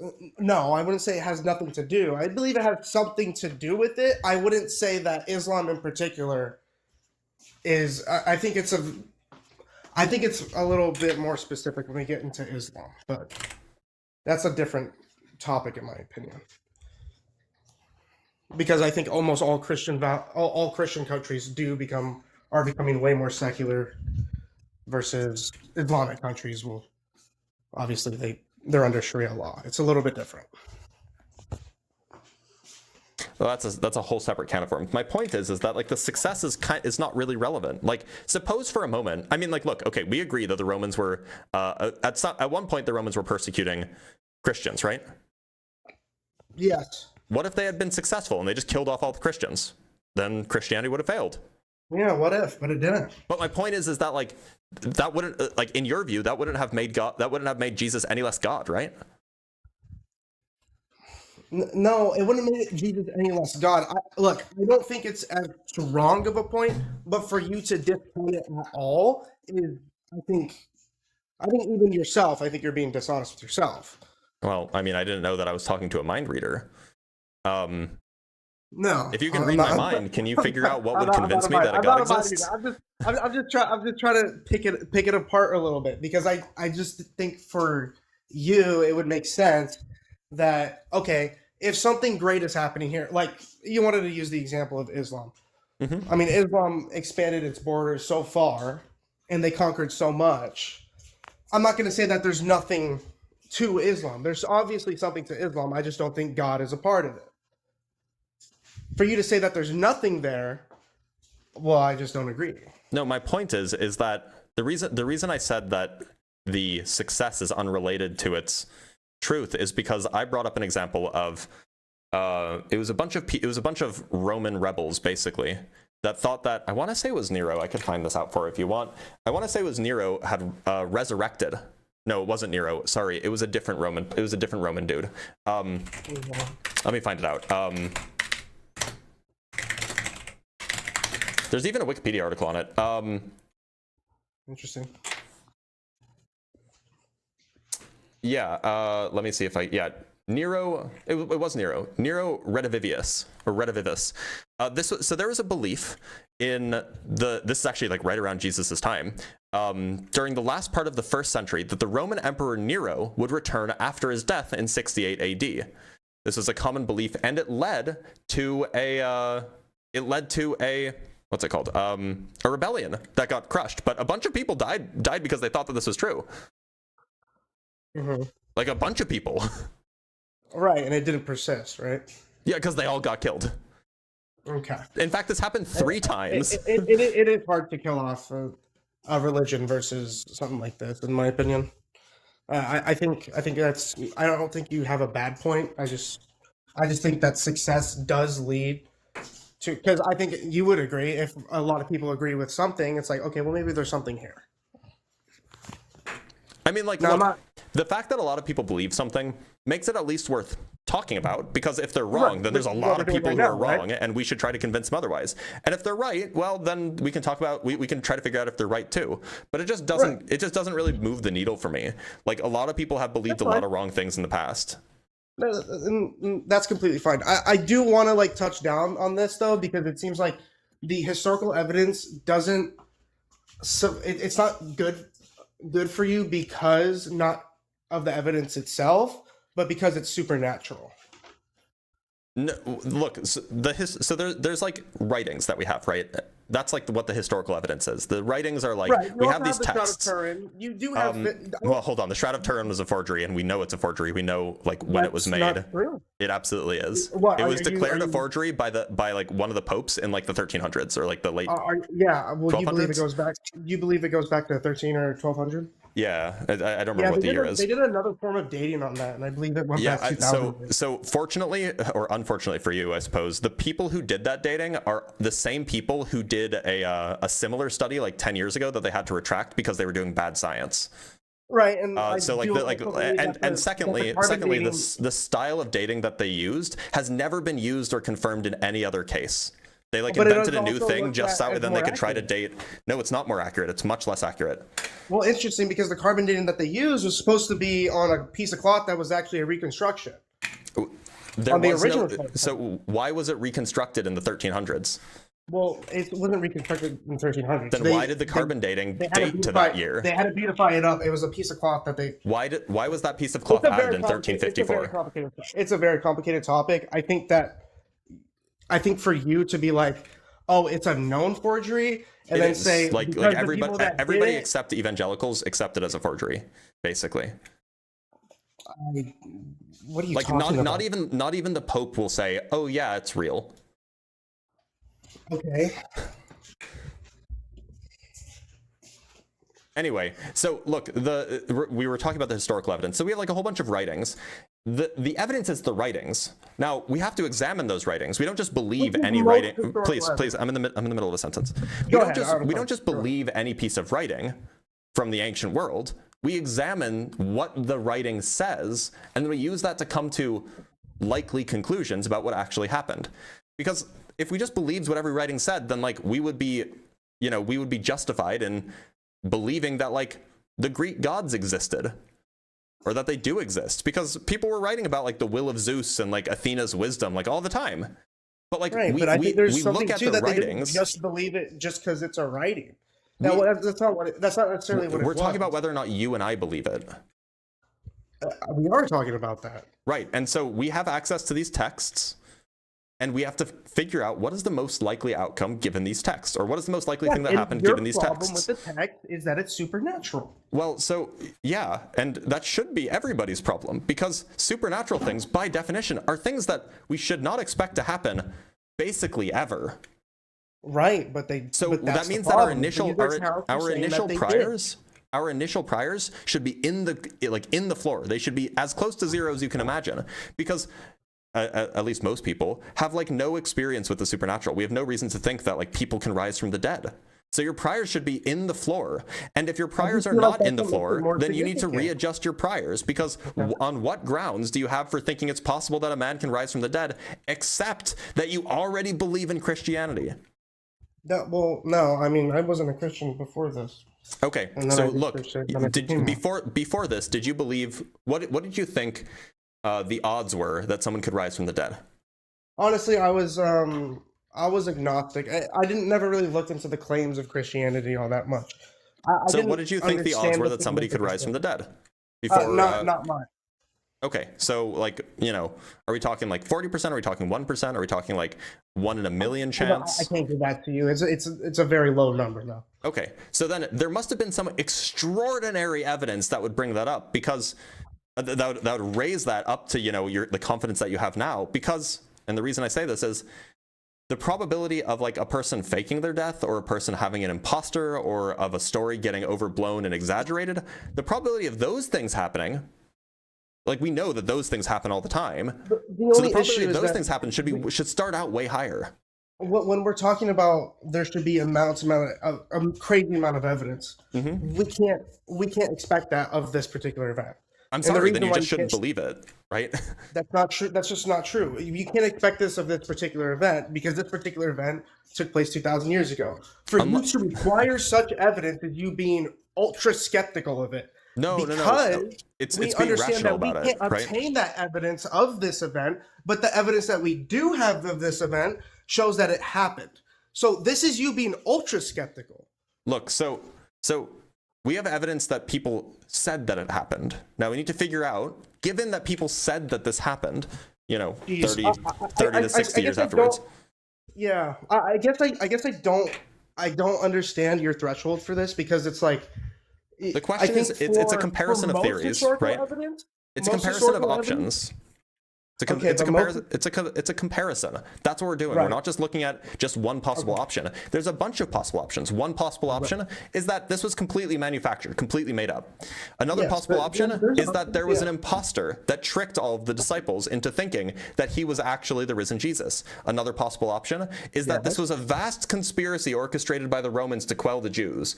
Another possible option is that there was a hallucination. And people hallucinated the post-resurrection. I highly doubt that was another possible option. And another possible option is that Jesus actually rose from the dead. So we have to compare these. And so if they all equally well explain the data, then we just need to examine their priors. And whichever one has the highest priors is the one that we should most likely trust. What evidence do you have to examine this? All we have are the writings. So That's they go basically off the writings. Right. Well, If no. All we have is that the people believed, or all we have is that people wrote this. Now, we can probably infer that at least some of these people probably believed this. Some of the authors probably believed it. That's reasonable. Most people don't lie straight out. It's not often. It doesn't happen often. At least not like many people lying about the same thing in the same way. So we can probably believe that these people who were writing this 30 to 60 years after Jesus was executed, we can probably infer that they believed it. Now the question is, why did they believe it? What was the cause of that belief? Did it actually happen, or were they misled, or was there a mistake in identity? Those are the questions that we have to examine. I just don't think you have a basis for it. I think. Can you engage with what I said? Well, what exactly? So you're saying that all we have to go off is basically the writings. Yep. And they could have totally been misled. Well, that's a possibility. And we right? have to examine those things, right? It's a possibility that they could have been misled, right? So- it's a possibility that they could have been mistaken. Okay, I'm not saying right? it's not a possibility. Okay. I'm not saying it's not a possibility. So we need to I examine think we both the agree. possibilities. I think we both agree that there's a possibility that you're right and there's a possibility that I'm right, correct? Yep. Okay, so with this, we have to look at evidence, what we have. Unfortunately, historical evidence, we can't really break this down scientifically because it's historical evidence. It's not the same process. So what we have is like, why do you believe that Julius Caesar existed? We have archaeological evidence that he existed. Like we have coins with his face on it, for example, Right, that were right. So minted coins- in the time where he was supposed to have existed. We have records of people who were alive at the time saying, "Oh So there's yeah, no I was hanging out with archaeological Julius evidence Caesar." that prove the historicity of the Bible. Sorry? There's been no archaeological evidence. Well, we have that no has archaeological proved the evidence that historical Jesus accuracy existed. Of the Bible. We have no archaeological evidence that Jesus existed. Okay, well. I mean, we have like thinking- historical it goes records back that to the Jesus shroud, it existed, goes but we don't back have to the archaeological shroud. evidence. Okay, you know what? I'll give this one to you. So when we talk about most historical evidence is written history. Do we agree? Oh, I'm sorry. I can't hear you. Did I turn you I'm down? sorry, I accidentally tapped my mic. To an extent, my general view is that like history, like written history is fine for like mundane things. But like, if you want to make the claim that there was like a battle of Troy between like a huge invasion force by the Greeks like 3,000 years ago to attack like an enormous city, if you want to convince me of that, it's not going to be enough to just have like a written account that this happened with like Athena intervening. You're going to have to go and find like actual evidence that Troy even existed. And that's actually what happened in the 1850s. There was a German guy who went and he found Troy. He found like the archaeological evidence that Troy existed, which gave us reason to think that there was actually a Troy. So for large claims, for large claims, it's just, I think archaeological evidence is probably more important. Is maybe not more important, but archaeological evidence is important. And I think we both agree that like finding archaeological evidence in this particular instance is it's going to be way more hard because Troy was a great city battle. To say that there's nothing left over is kind of crazy versus this, which people thought was just an everyday run-of-the-mill execution of a man. So let me give you, yeah, we probably wouldn't expect archaeological evidence of Jesus' execution. However, what we would expect, for example, is hold on. What we would expect, for example, is perhaps archaeological evidence of 2 million Jewish people, or I guess they weren't Jewish yet. Well, no, I guess they were. Jewish people wandering around in the desert for 40 years. We would definitely expect to see archaeological evidence of that, but we don't. And that has to do with the Old Testament. This is nothing that I brought up. Right. But what I'm saying is that like there are definitely claims made in the Bible that like we would expect archaeological evidence for that we don't see. But you're right. For like Jesus's execution, we probably wouldn't expect to find the cross, right? We wouldn't expect to like find drops of blood or something like that. Right. But what we would expect if this happened, if the resurrection happened. Oh, by the way, the other thing is that like we would expect to see writings about this, not just from people who agreed with him, but people like, just from random Romans who happen to be around, or from, visitors from far off lands who happen to be around. We would have expected some of this. Like there's a verse in, what is it? It's somewhere in the Bible that talks about after Jesus rose from the dead, the tombs of the ancestors opened up in Jerusalem. And I can go find the verse for you if you want. I know what you're talking about. Matthew, right? Yeah. I think it's Matthew. Yeah, the last chapter of Matthew. Yeah, so the tombs broke open, and the bodies, and the tombs broke open, and the bodies of many holy people who had died were raised to life. So, if this happened, why don't we have any other accounts of, a whole bunch of zombies wandering around Jerusalem? Like, people would have noticed that. Why is Matthew the only one who wrote about this? Right, and I think that this is actually a really good argument in the other way. So I do think that is a pretty wild claim that doesn't have a lot of backing, but just this. But at the same time, although it is extraordinary, it is also eyewitness testimony that has been written down. But this is one guy. This is the evidence that we have to go on.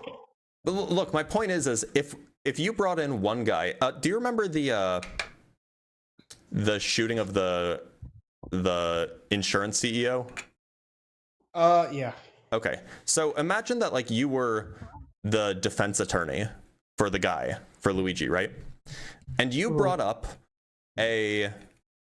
some random guy off the street, and he says you bring him up to testify, and you ask him, so were you there at the time of the shooting? And the guy says, I was there when it was supposed to happen. I was there at the time of the shooting. And then you, as the defense, you say, oh, well, who was the person who shot him? And then you say, oh, there was actually no shooter. A gun fell from the sky, and it accidentally triggered and shot him. That's testimony from a guy. Even if he believes it, it's testimony from a guy. It doesn't mean that we should believe that. Okay, that's crazy. I understand, but in this particular instance, when we're talking about this ancient civilization, this is a group of ancient people that didn't have any problem with the supernatural. They believed that the supernatural events were happening all around. So then why didn't they record it when it did happen? Now, Well, I mean, you're talking about like average people. I mean, we also have to talk about how common the writing was. I don't know how common it They were about 3%. They had a literacy rate of about 3%, is what I've heard. So if you have hundreds of dead people wandering around Jerusalem, the odds that at least more than one person would have noticed this and been able to write it down, they should have done it. Also, we should have records of this from when it happened, not from Matthew, which is like 60 years after it happened. diminishes it at all, the time frame. I don't think it does at all. I mean, if you believe that it's happening, if we believe supernatural events are a common occurrence, and nobody's in a rush to write it down anyways because we all believe it.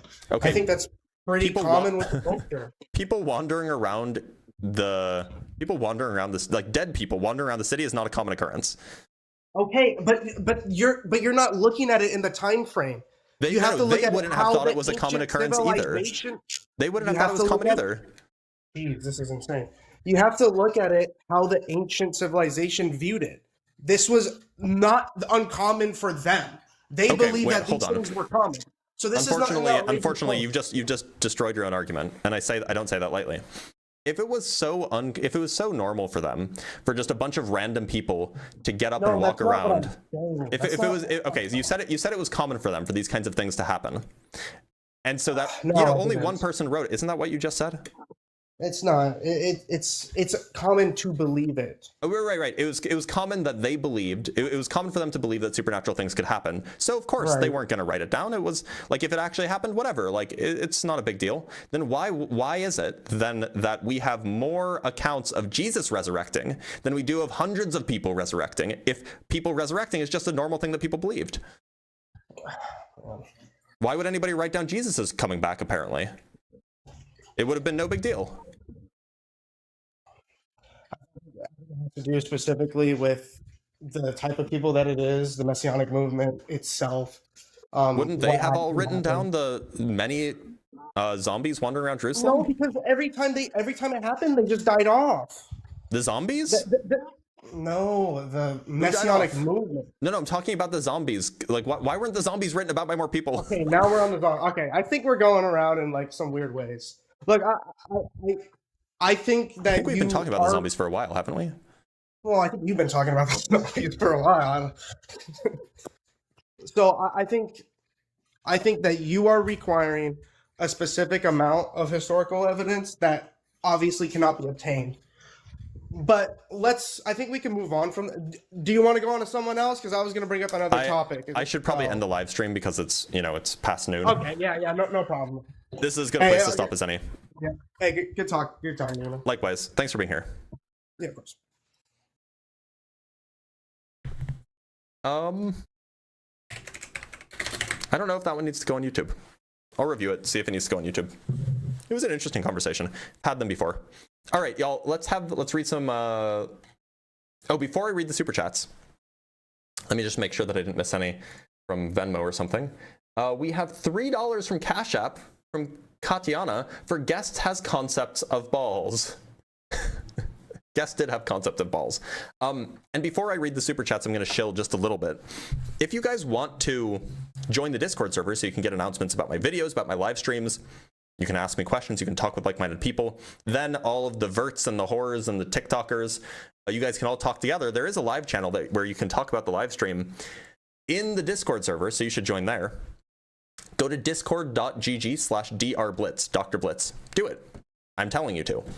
Second thing, if you guys want to support me and you want access to stickers on, say, YouTube or TikTok, and you want access to my debate notes, which I use in these kinds of debates, they're like my personal notes that I've written down over the last few years.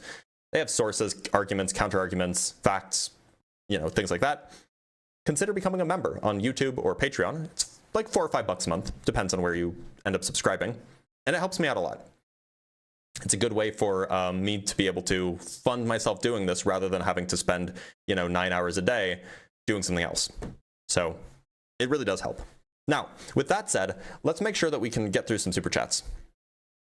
So from Mindas with the €5, told girlfriend most stars are buy systems. She asks, so what happens when one star dies? Thought this is a perfect opportunity to send Dr. Blitz some money. Oh, it's a good question. Sometimes it depends on how it dies. If the star dies in the same way our sun will die, it'll just become a white dwarf, and the white dwarf will just orbit the other star as it's still alive.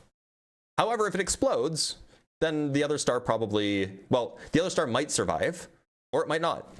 If the other star doesn't survive, then it doesn't survive. If it does survive, then you'll just have a black hole orbiting a star, or vice versa. Or a neutron star, rather.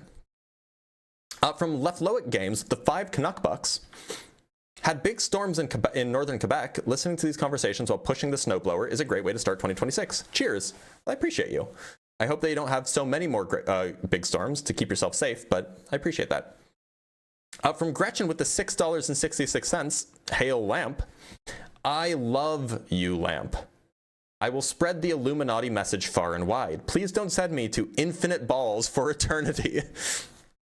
Indeed, hashtag I love Lamp, hashtag Illuminati, hashtag, what else do we have? Hashtag illuminated by the lava lamp. From Poopman Jones with the $2. Does Gospel of Infinite Balls threaten lampism? No, absolutely not. Absolutely not. From Fifth Aviank with the $5. In my denomination, we just say all hail lamp. Just because you made it up doesn't mean you make a true believer. But thank you for going live for our sins. Absolutely. Also, you're a heretic. From Blue with the 5 Canuck Bucks, I'm a pastor's kid and my pastor father used telepathy to pretend to be Jesus. All the Bible heroes are schizo. It lies about the voice of God. So to be clear, let's not use the word schizo to refer to hearing voices. It's kind of derogatory. There's a word for it, schizophrenic. So, you know, let's just not do that. But otherwise, I mean, yeah, maybe people were hearing voices. Maybe that's why they did make that claim. The gospel writers, for example. And from Scottish, again with the £5, speciation isn't macroevolution. It's an assumption of species. Oh, I already read that. From A for Brennan with the $5, Yeshua was a fairly common name in the 1st century CE, so it's not remarkable that one was crucified by the Romans 2,000 years ago. That's exactly my point. Yeah, it's just not that remarkable. It doesn't require a whole lot of evidence to believe. I understand that it's slang. There's other words that you could use. It's just like look, it's just a thing. Like, you know, try to be decent with the words that you choose, right? From Scottish. Oh no, I already read that one. From I Am the Big Cheese with the $5. Intelligent design argument insists God must have a design. Oh, I already read that. I already read that. From Cognitive Dissonance with the $10. Denying macroevolution is like denying aging and claiming that every adult you don't know must have been spontaneously poofed into existence as an adult because you didn't actually see them grow up. That's exactly it. It's like saying, oh, well, I get 1 day older every day. What do you mean you went from a child to an adult? Don't be absurd, right? That is what denying macroevolution is. From Rodblow Alres with the 50 Mexican pesos, which I think is like $12 or something. Is the mighty lamp a jealous deity, or will it illuminate our ways even if we lava nada? Of course the lamp is not a jealous deity. Lamps can't be jealous. Duh. From Vicinal Elk with the $2, theology is the world's biggest game of telephone. I agree. By the way, there is a lamp emoji that you can get access to as well. And from Vicinal Elk again with the $5, I also think religion is a series of scary fictitious stories to invoke morality to stop people from doing heinous things. Can't convince me otherwise. I think that some people actually believe it. I don't think it's always just about that. From I Am the Big Cheese with the $5 again. You guys are so generous today. I appreciate you guys. Saying carbon daters used wrong piece of shroud seems to assert scientists were dishonest or didn't know better. That is an unfounded assertion. It's true. From Mindforged Manacle, the middle of your sentences keep interrupting his. Yeah, it's really my fault. From Jeff with the $5, please let the host finish their point. Well, thank you. From Fifth Aviank with the $2, from 0.1 to 100% belief in magic with zero evidence. That's roughly, well, look, I mean, there is evidence. Like, the Gospels do count as evidence. The question is what do they count of evidence for? From I Am the Big Cheese again with the $5, I think the fact that risen Jesus went away again with promise of a second coming is a very convenient excuse of where this risen Messiah is right now. I agree. That is an issue, right? Like, why didn't you just stick around? From Scottish again with the £5. Yo, what was that earlier cognitive dissonance? What cognitive dissonance? You might just have to come up one day. And from Night Animal with the $5. Love you, bro. Thanks for streaming. Of course. Thank you for being here. I think we just have a few more. Mindforged Manacle with the $2. Oh yeah, 60 years ago, all the dead rose up, by the way. That's basically what happened, and nobody else wrote about it for that entire 60 years. From I'm the Big Cheese with the $10. Argument that it was common for supernatural events to happen is why Jewish zombies were not written down as crazy. There are whole parts of writings dedicated to viral stories of mundane shit. Yeah. Look, the reason why we have, according to you anyway, why we have records of Jesus rising from the dead is because it was not mundane, because it was so unusual. From No Origin, with the $2 New Zealand dollars, no such thing as an atheist in a foxhole. I mean, I think that's strictly false, by the way. I think that there are examples of these people. From Jeff with the $5, argument for God, we are surrounded by colors we can't see in the light spectrum. Just saying. Huh, you got me there. I'm a believer now. And that's all we got today. So everybody, remember, make sure to join the Discord server. It's run by a very lovely person who goes by the name of Lilith. Yeah. Make sure to join. Oh, we have one more from Just Rick. Looking forward to the epic battle between Lamp and Spanky. Lamp doesn't fight. Lamps can't fight. Anyway, y'all, thank you guys so much for being here.